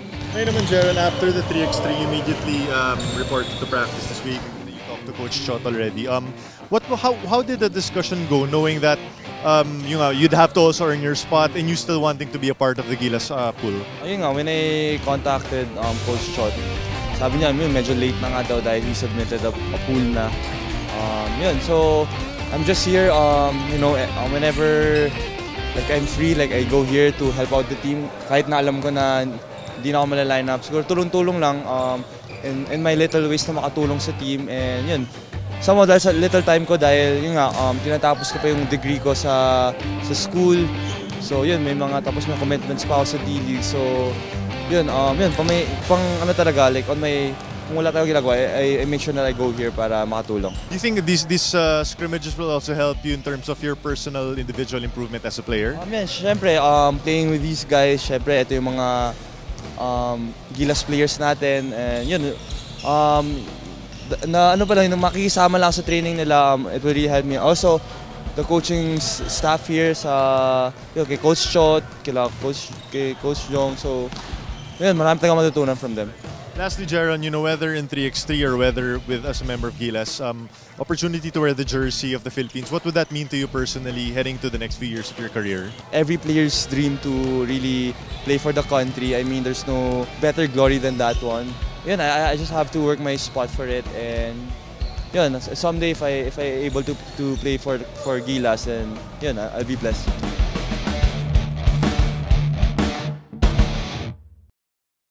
Well, that was Jaron Ting, of course, and Coach Chot Reyes talking about yung mga bagong miyembro ng Gilas Pilipinas. Napaka-exciting, guys like Christian Stan Hardinger, Jaron Ting, Kiefer Avena also, and Kobe Paras. Kobe Paras looks incredible. Even at 19 years old, he looks like he's really going to be the future of Gilas basketball, along with a lot of talented players like Raymar Jose and Basera Mer that are in the PBA.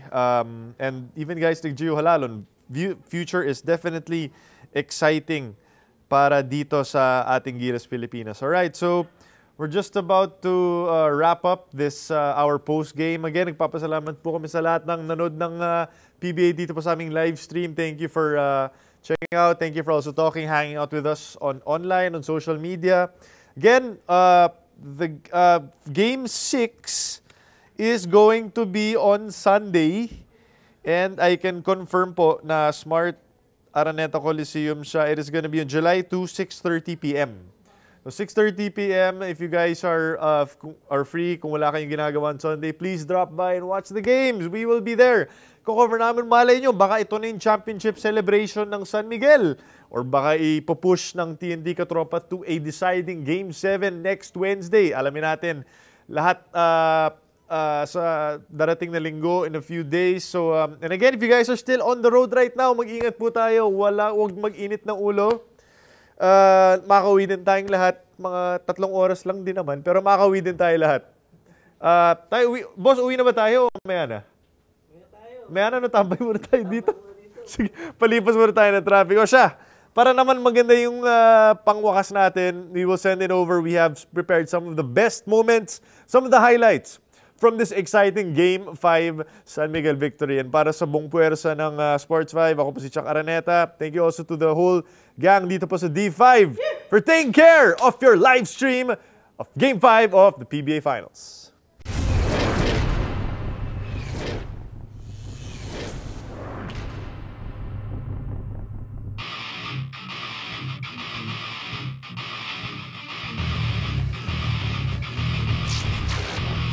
Here's Rodney down, shopping around for an open man. Decides to dance a little with Rhodes. Rhodes unable to stop this trickle in.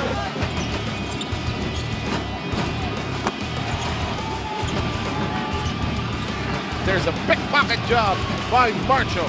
Over to Gabagnot, whose scoop shot has worked like a charm. Trying to control his step. Rodney does squeezes through traffic.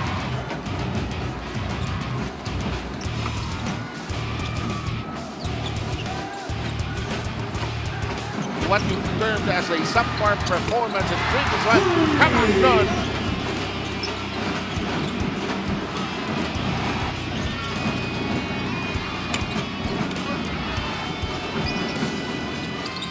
Here's an open shot. Come on, no.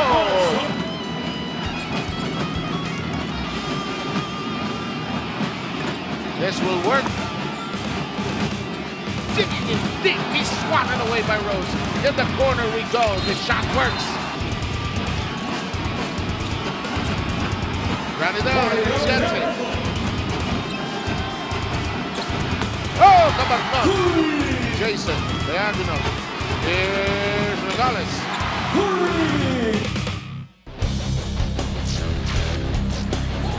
Shuffle, the pass to the side. That'll work. Crossover. Back into a body there. Arwin connects with a 3-point shot. High on the defensive end. San Miguel has done a good job of stepping into passing lanes. Spider-Man finds the wall.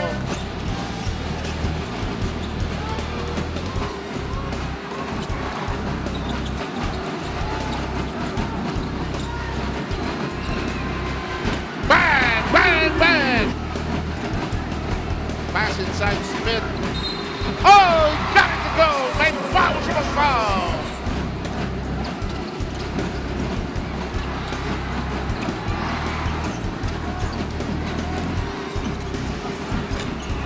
Reorganizes the menu. Lets it fly. This corner is well accepted. Wow, he's gone. To the other end of the universe. Rosales, here's RDO. Yes! TNT Katropa just blazing the boards here. Here's an open shot. Oh!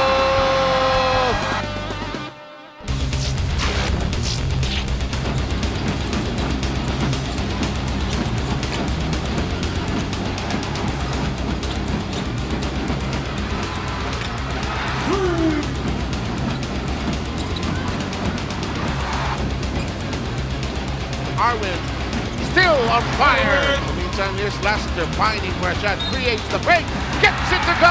At the phone, but here we go. Intensity City is back in town. Nice drive to the basket. Lassiter wiggles open. Opposite pass behind the back. What a move! What a move!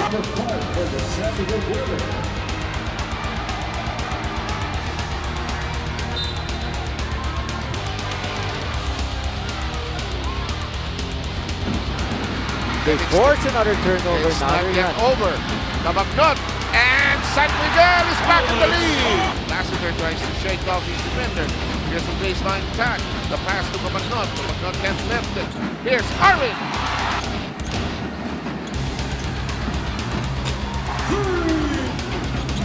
Lassiter. Finally, a three-point shot.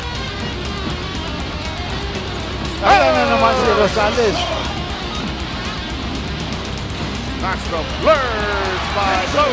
Separados in the game. Arvin, lock and load. Bang!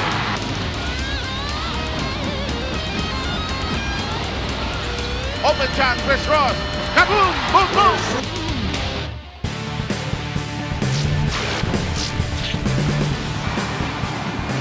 Four on two being fashioned out. This is gone.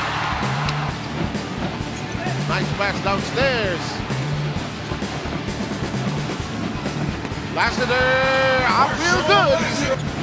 Not really rushing things. Smith finds the way. Lob pass inside. There's a clean cut. Arvin launches it, sends it to Ross. To Lassiter. Open. In and out. Follow up. Rose. The shot will work.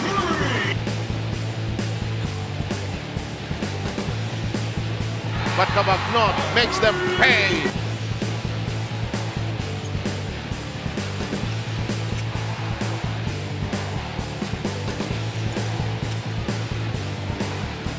Castro close by the defense, passes off, that'll go. Ball lost completely. San Miguel with the takeaway. Arvin is gone. Another attempt at stealing is completed. Kabagnot is gone.